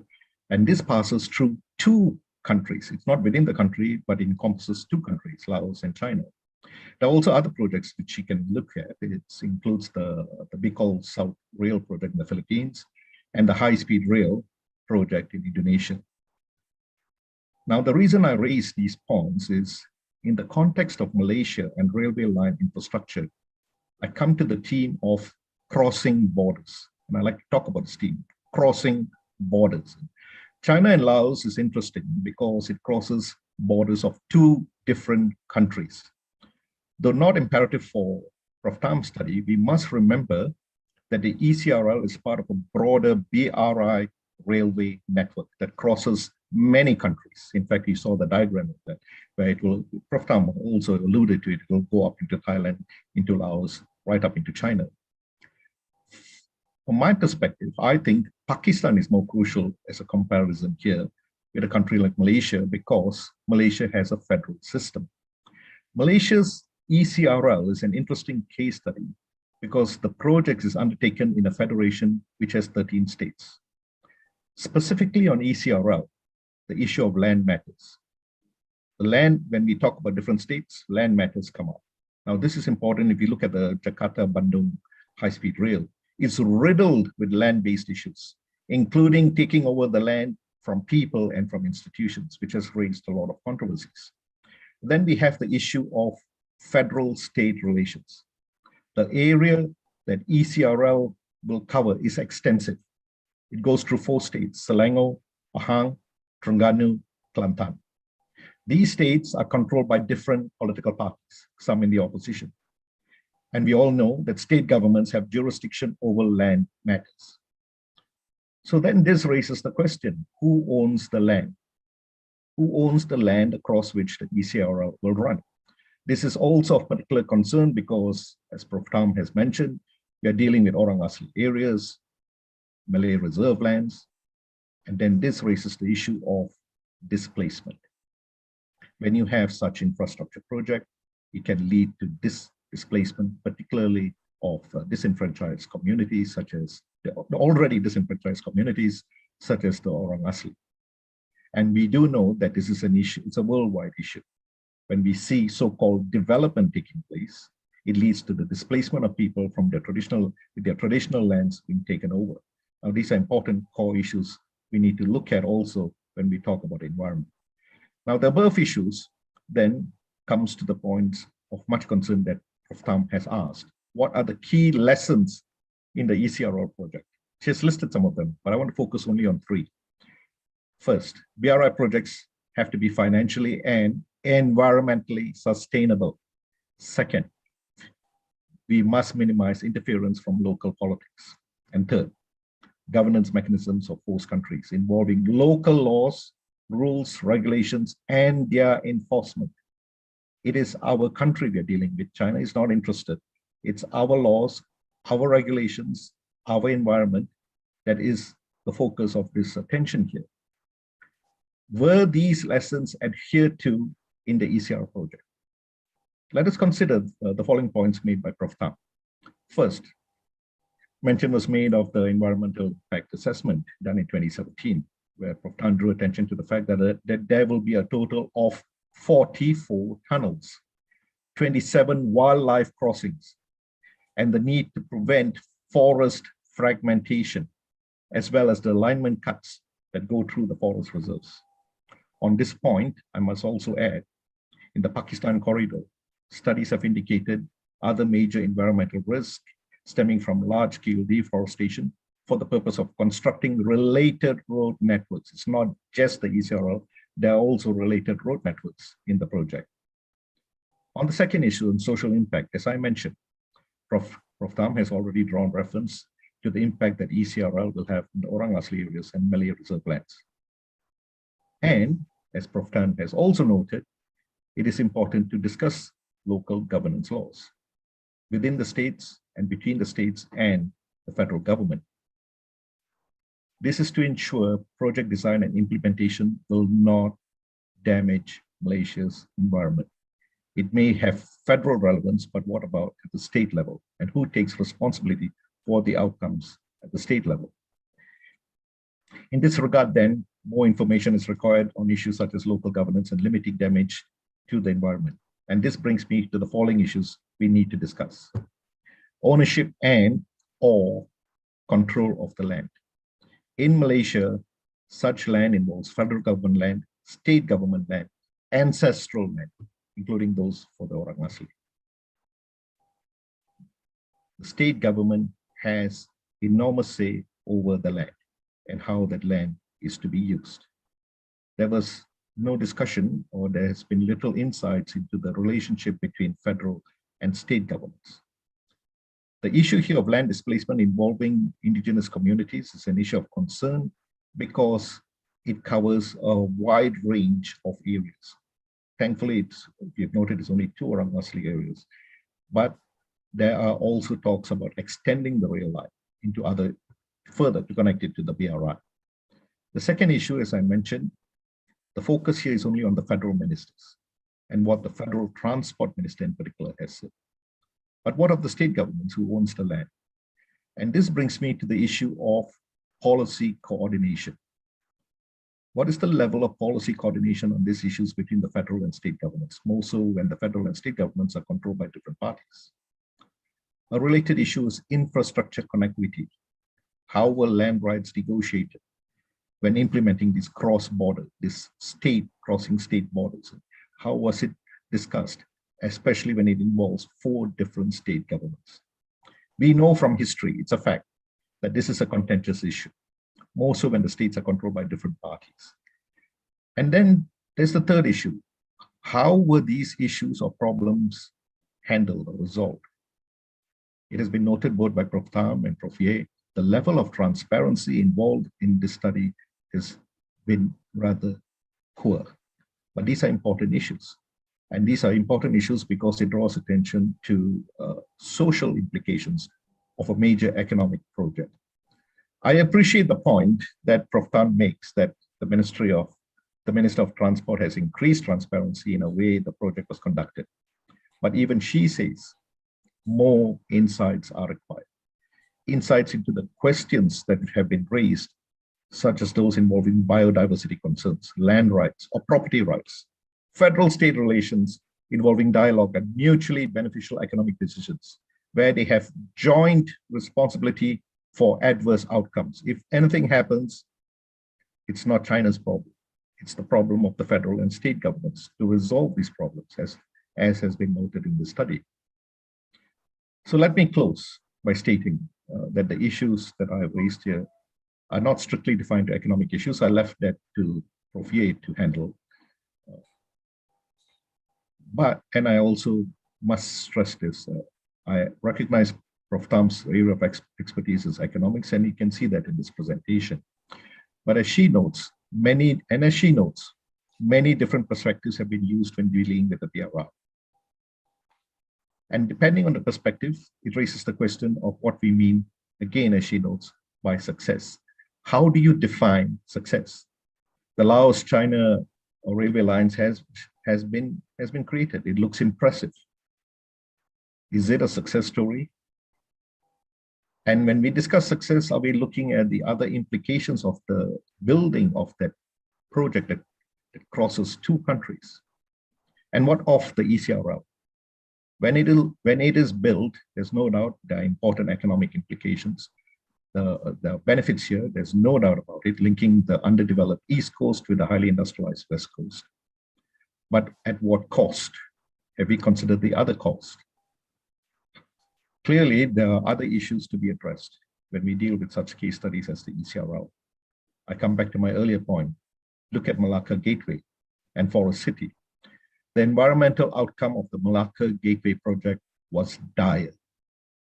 The impact it had on the fishing industry, fisherfolk, was serious. The implications of land reclamation have already been discussed. Similar issues were raised when discussing Forest City. Clearly, a multidisciplinary perspective is required to capture the diverse range of issues that emerge when assessing BR-type infrastructure projects. More so when now at the center of the agenda, a new concept has been put at the center of the BRI, and that is green BRI. Green BRI is being stressed. So when we discuss BRI projects, specifically infrastructure projects, we also have to discuss the environmental or the green dimensions of the project. The important lessons here from Prof. Tham's project, I want to conclude by once again congratulating her on embarking on what I see as a pioneering piece of work. It is always difficult to get into an area of research that has not been undertaken, and she has embarked on the road. And I wish her well with this project, and I hope, and I close with this, and I hope the focus will be on green BRI and ECRL, because that's the real novelty of the study. Thank you. All right, thank you very much, Prof. Gomez, for a very insightful and enriching perspective. So, ladies and gentlemen, I think we have about 10 minutes, to allow for first Prof. Tham to respond quickly on the issues highlighted by both discussants, and then we have maybe one or two questions, that we can pose to the panels for today. All right, over to you, Prof. Tham. Thank you, Prof. Roslyn. Thank you very much, Prof. Ye and Prof. Gomez, for your good ideas put forward, and I will bear them in mind when I revise my paper. But I will not convert to a book, Terence, because it will take another 10 years, and it will be 20 years into the book. You know how long it takes to write a book. Yeah. So, okay. I think the main idea here, and I want to draw some common suggestions put forward by both discussants, is the engagement of the local community. I think that the engagement of the local, which Prof. Ye has also mentioned that we actually need to look at how we engage the local community, be it SMEs who may be crowded up by the Chinese business, or the local community as in the people living in the area that is going to be that will have a BRI project. Specifically in the case of the ECRL, the engagement of the local community, I think it's very important. In the case of Malaysia, the EIA studies is supposed to also engage the local community, is supposed to also look at the social impact. Whether this is done just to fulfill the legal requirements, a tick in the box approach, or whether this is done in a more comprehensive fashion remains to be seen. We know that the EIA is a very useful tool in this matter, and we would hope that the EIA would be implemented according to the spirit of the law rather than the requirements of the law. That means to look at it in a comprehensive and holistic fashion, looking at it in terms of its impact on the people and the land. The land issue that Prof. Terence has made is actually very important, because in a recent study by the Merdeka Center, looking at the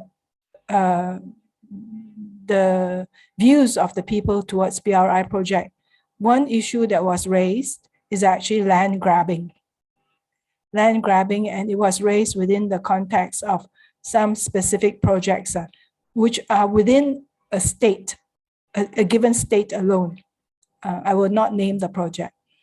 Now, in this case of the ECRL, we know that it will cross several states, and therefore this land issue, as pointed out by Professor Terence Gomez, is actually very important. In the greening of the BRI, which is what is desired by China, we also can see the digital Silk Road and the health Silk Road being put forward. So it's actually important to look at the digital Silk Road also, because of the trend that the China's increasing comparative advantage in the IR 4.0 space. We can see that happening in the digital Silk Road and in the health Silk Road in terms of the vaccine diplomacy that was conducted. So the digital Silk Road will see the entry of a lot of Chinese enterprises that are big in this area, like Alibaba, Tencent, Baidu. All these are actually coming in and will be entering our digital, not entering, have already entered into our digital space in terms of the platforms. Lazada and Shopee are the two largest, most popular platforms for e-commerce, and we can see them also in the e-wallet space. In the Health Silk Road, there have been announcements on collaborations between China and Malaysia in vaccine development. We wait to see that now. For the environmental issues, one of the problems doing research in this area is actually the lack of data. I agree that cross-country perspectives, such as comparing Malaysia rail link development with Pakistan, would be useful, but accessing data in the green area is a bit of a problem. So there's a lot of need for data collection, and we should actually encourage our PhD students to move forward into this kind of data collection and to move forward. And this is something that I would like to say for the students here, that do not confine yourself with just studies on Malaysia, that it is better to do cross-country comparisons, such as, for example, between Malaysia and Pakistan, as suggested by Prof. Terence. On the last part that was raised by Professor Terence on cross-disciplinary approach, I was just discussing this with Prof. Roslin before we started, that the BRI issue is actually all-encompassing. It is not confined to economics alone, and it would be good for people to work in teams. For the ECRL, looking at the environmental impact, the social perspective, looking at its impact on the orang asli. The science people can be engaged in terms of looking at its impact on the habitat and all that. So this is a very rich area for collaboration under your cluster, Prof. Roslin. So over to you. Big job, Prof. Tam. Yeah, I will take questions from the floor. All right. So, okay. Thank you very much, Prof. Tam. Judging from the number of questions that that have been raised here, as the three of you were giving your presentations, we have quite a number. So, both, I think the Secretariat has agreed to extend, if I may, to 15 minutes extra. Is that all right for all speakers for today? 12:15. Prof. Prof. Tam, and Prof. Gomez. Yeah, I'm fine. I have quite a number of questions. I mean, a lot. Yeah. All right. So maybe we will start with a question from Prof. Kupran. One key question: whether the loans given by China is competitive and is a rational financing approach for long-term development in developing countries in need of financing for development. So maybe we can.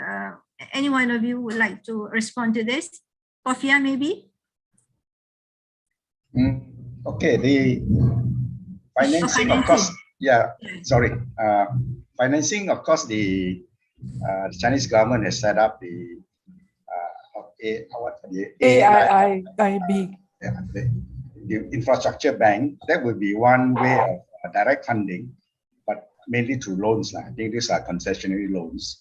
I think the more important aspect is actually to crowd in private investments through either through PPP, some form of PPP, or some kind of G2G and involving the private sector. I think what is likely to happen here is that the smaller investments are likely to be driven rather than by SOEs, will be by private firms, as pointed out by Prof. Tam. So I think private firms will be the normal inflow of both portfolio as well as direct investments. And these are the desirable type of so-called equity investments rather than investments that borrowings.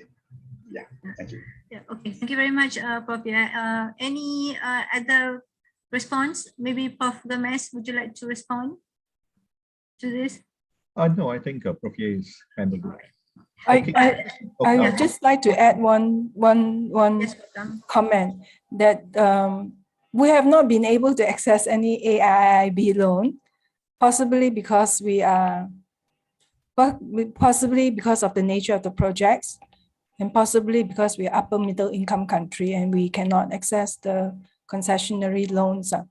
The ECRL was funded by a loan from Exim Bank at 3.25 interest rate. Whether that, we don't understand how the private arrangements for the loan was conducted. Whether alternative sources of financing was undertaken. You see, in the case of certain BRI projects like the Sri Lanka port, they actually went to different countries for financing the port. They went to a few countries which rejected, and it was China that undertook the project. So in the ECRL project, we do not know whether alternative countries were sourced for financing the project from Japan or from JICA, or it just went straight to China and the Exim Bank. So we cannot compare, therefore, the financing costs, or whether you have different scenarios under different financing options. The loans which was granted for the ECRL project, by Exim Bank, and also this reminds me of what Prof. Gomez has highlighted, the transparency issues. Maybe the OPEC arrangements need to be addressed. Yeah. So and one specifically, Prof. Gomez, would you like to? Yeah. I just wanted to make one point that Prof. Ye spoke about, the issue of crowding in and bringing in SMEs. That is in fact part of the BRI. Yeah. And Prof. Tam has mentioned it, that there will be a certain number of SMEs that will be allowed to participate in the project. Yeah. But again, here, the question is, when you crowd in, which is a good thing to bring in these SMEs, they can learn the technology and so on and so forth. How are these companies going to be selected? Do they have the ability to build on the technology they will learn? And the issue of financing. Will finance them when they come in. All these issues have not been openly discussed. This is another level of transparency we need to look at. Yes. Okay, so we now go to the next question. This is specifically for Prof. Tam. Benefits of FDI profoundly discussed by Albert Hirschman and Richard Caves, and the different articulations of linkages by Rosenchen, Roden, and Tibor Sitkowski, while the rest have only attempted to empirically model and test such occurrences with the causal drivers. Do you agree with Albert Hirschman's argument that few seem to look at the need to examine these issues from the perspective of the role of the state to create the conditions for positive spillover or externality to take place? Okay. Well, from Hirschman to current theoretical developments, there have been substantial shifts in the theoretical development as to how do we support linkage development. For example, in the new institutional economics that we have nowadays, which is very common framework used, they would look at the institutions that are needed, that need to be created to facilitate the development of the linkages and the coordination challenges in developing these institutions. In fact, a very recent book by Richard Donner and Greg Nobel and Ravenhill on the automotive development in southern Asian countries actually focus on this specific issue. How do you develop the institutions? How do you develop the institutions and the institutional capacity that would foster linkage development? And why is it that Malaysia failed to do so in the automotive sector? The institutions were not well coordinated and therefore could not support the linkage development. Is this also related to economic accelerator program creating demand, for example? Is this linked to the issues that have been raised here? The economic accelerator program, you know, the economic accelerator program is to attract foreign direct investment into the country for developing the ECRL corridor. Yeah. Of course, once foreign direct investment comes into the ECRL corridor, we will have this issue again as to how do we embed the investment into the domestic economy, which is by developing the linkages. Yeah. Okay, so the next question is that knowing that China's approach is based on slow and steady interactive development and interconnectivity state to state level and long-term planning, that's commendable. But why is it that China taking time to rescue Sri Lanka, even though economic activity is well stated? So perhaps I see Prof. Gomez smiling. Would you like to respond to this, Prof? It was a loan. Yeah. And that's a country without any revenue now, foreign exchange. Yeah. I don't think China is going to forgive them their debt, but that may lead to a takeover of the port.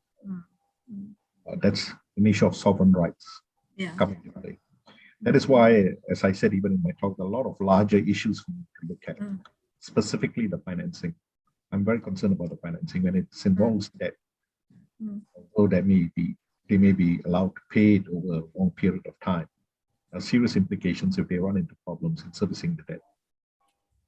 So in the case of Sri Lanka, it's not just about why didn't they rescue Sri Lanka, the other issues involved. First, and we have raised this in our book, which I wrote with Prof. Tam, state-state linkages. We have, if I may, two strong men, one President Xi on one hand, directly dealing with another strongman, Rajapaksa. Now, two strongmen on their own make decisions on the investment flow into the country. Two strongmen on their own decide on where to locate the ports, as the port was located in the area close to Rajapaksa's constituency. All these are important issues. So political issues come into the making of economic decisions, which may not necessarily be in the interest of the nation. We have seen the implications of the port, whether it really serves the purpose that it was built for. So there are a lot of issues here that go into play which are not related to economics, international relations, international political economy, political science. So when two strong men who have control over their governments decide to make an investment, they don't discuss with other institutions. They don't discuss with other key actors. For example, if they have a MIDA, I don't think the MIDA was brought in to discuss this. They're completely left out of the group. Now, these are the realities we need to look at when China enters into emerging economies. And that is an issue which we didn't discuss here. The BRI is basically located in areas where we're dealing with emerging economies. Second, we need to look at the nature of the state. The state is different in every country that we look at. The nature of the state in Laos is very different from Vietnam. It's very different from Myanmar, which is military rule. Vietnam is Communist Party. Cambodia is one-man rule, Hun Sen. You know, who makes the decisions on investment flows into these countries when the nature of the state is so different? And those are the institutional issues also we need to look at when we talk about when we look at the investment flows and the areas in which the investments flow into, specifically when we deal with major infrastructure projects. So that's where now we have seen the outcome of Sri Lanka. When two strong men decide on a project, it's a major infrastructure project. It may not necessarily be in the interest of the country to do it, but it was done. And now we are seeing the repercussions of this. Should China now bail out Sri Lanka? As I said in my talk, no, I don't think they will. They have done it. Now it's your country, your project. They'll leave the country to deal with it. Yeah, May I just add something? yes, I think there's a slight misunderstanding that China is the biggest debtor of Sri Lanka. It's not. It's not. In 2016, only 9% of the government external debt or 15% of all Sri Lanka's public entity external debt was owed to China. China is not the biggest debtor. It's actually other international banks, World Bank, ADB, and commercial banks, which are held by Western investors. So even if you say, if China forgives this loan, it will not settle the problem because the bulk of the loan, the debt is held by other countries. So the misinformation in the media, the myth of the debt trap is actually confusing the real issues as to what is the real problem in Sri Lanka, which is, of course, its own bad governance and the debt which is owed to more than China alone. So please bear that in mind. And the Malaysia's external debt is also quite high, about 60% of GDP. Of course, having said that, I need to qualify. The external debt is not attributed to the federal government alone. There's also private debt. So it's actually smaller than the 60%, the external debt. And then having said that, the external service debt ratio that we have, the debt to export ratio that we have for Malaysia is actually quite low, 10%.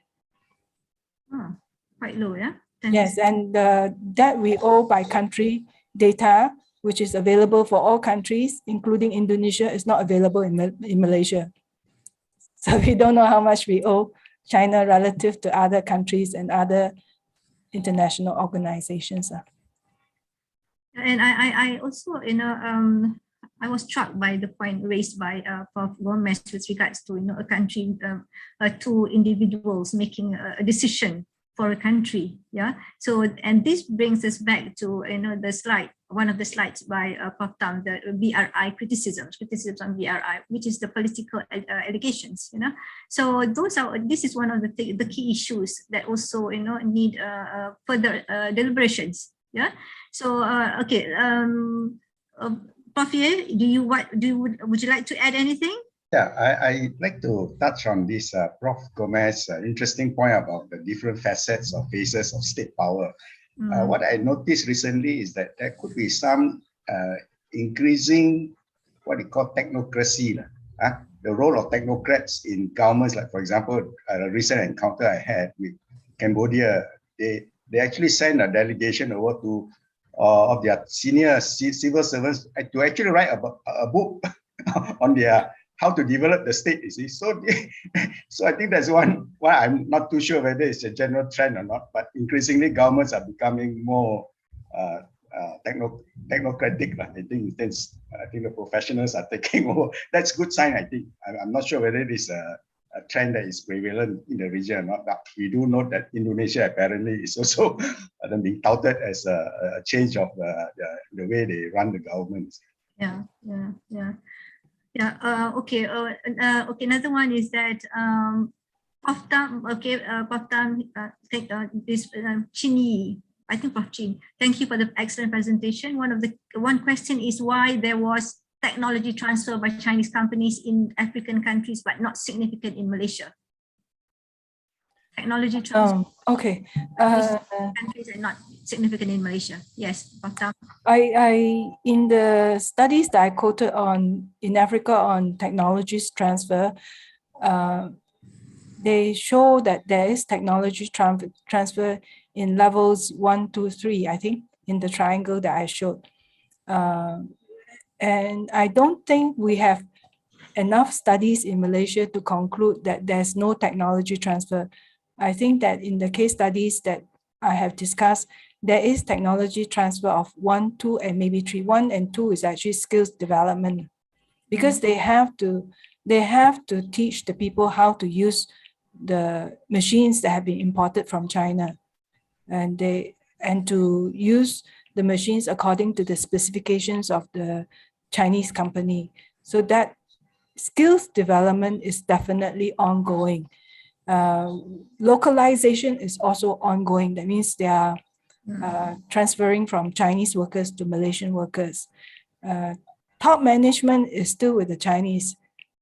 That's the same as what they say in Africa is, and what you find in other multinationals. Top management normally is maintained by personnel from the source country, parent company. Okay. The technology transfer in terms of local sourcing, there's very little study done. The technology transferred in terms of Jinko is a process technology, because process technology needs to be improved all the time for cost-cutting measures. So for competitive reasons, they have to improve the process, they have to tweak it all the time.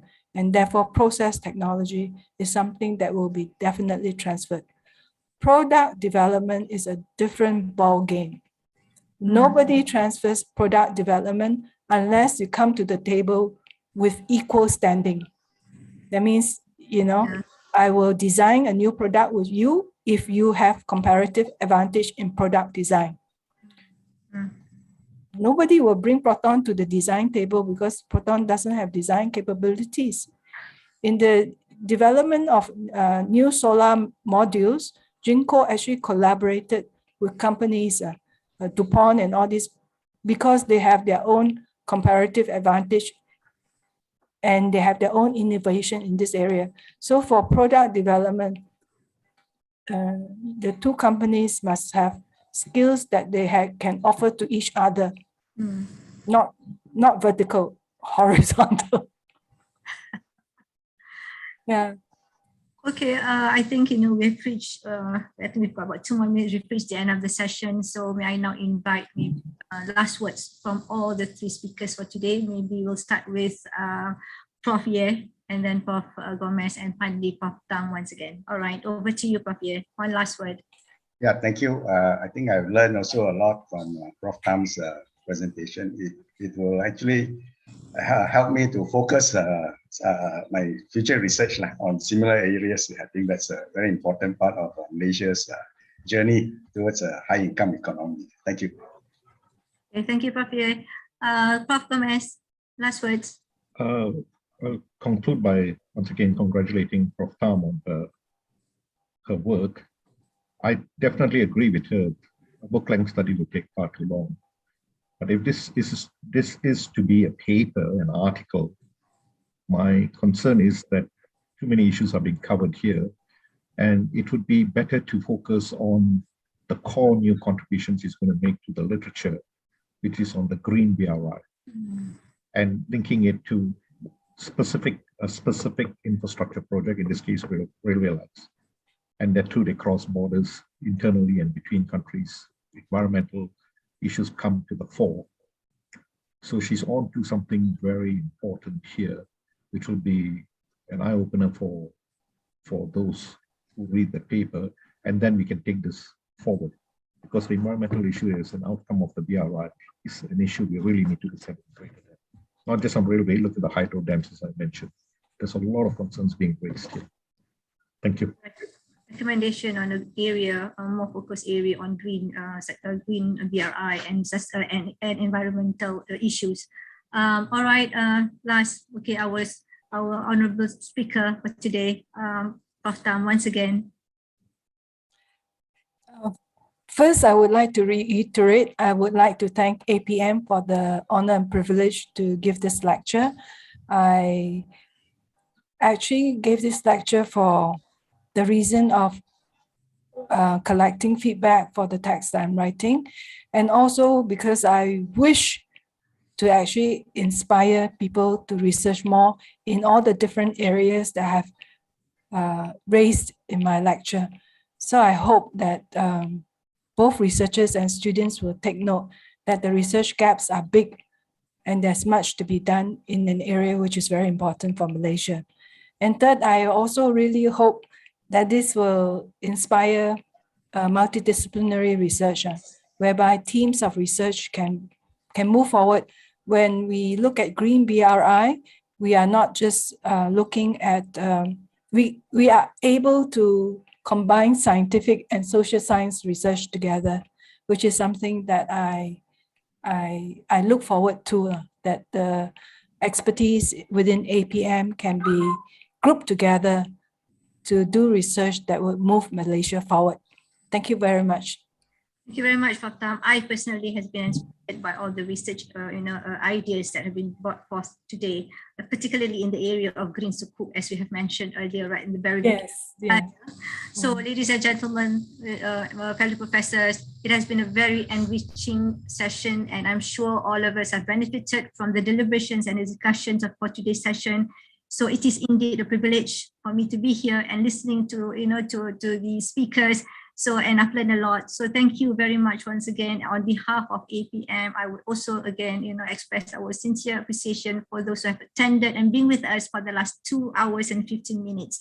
So thank you very much again, once again. So stay safe, everyone, and all the very best. Okay, thank you. Thank you. Thank you. Thank you, Prof. Thank you, Prof.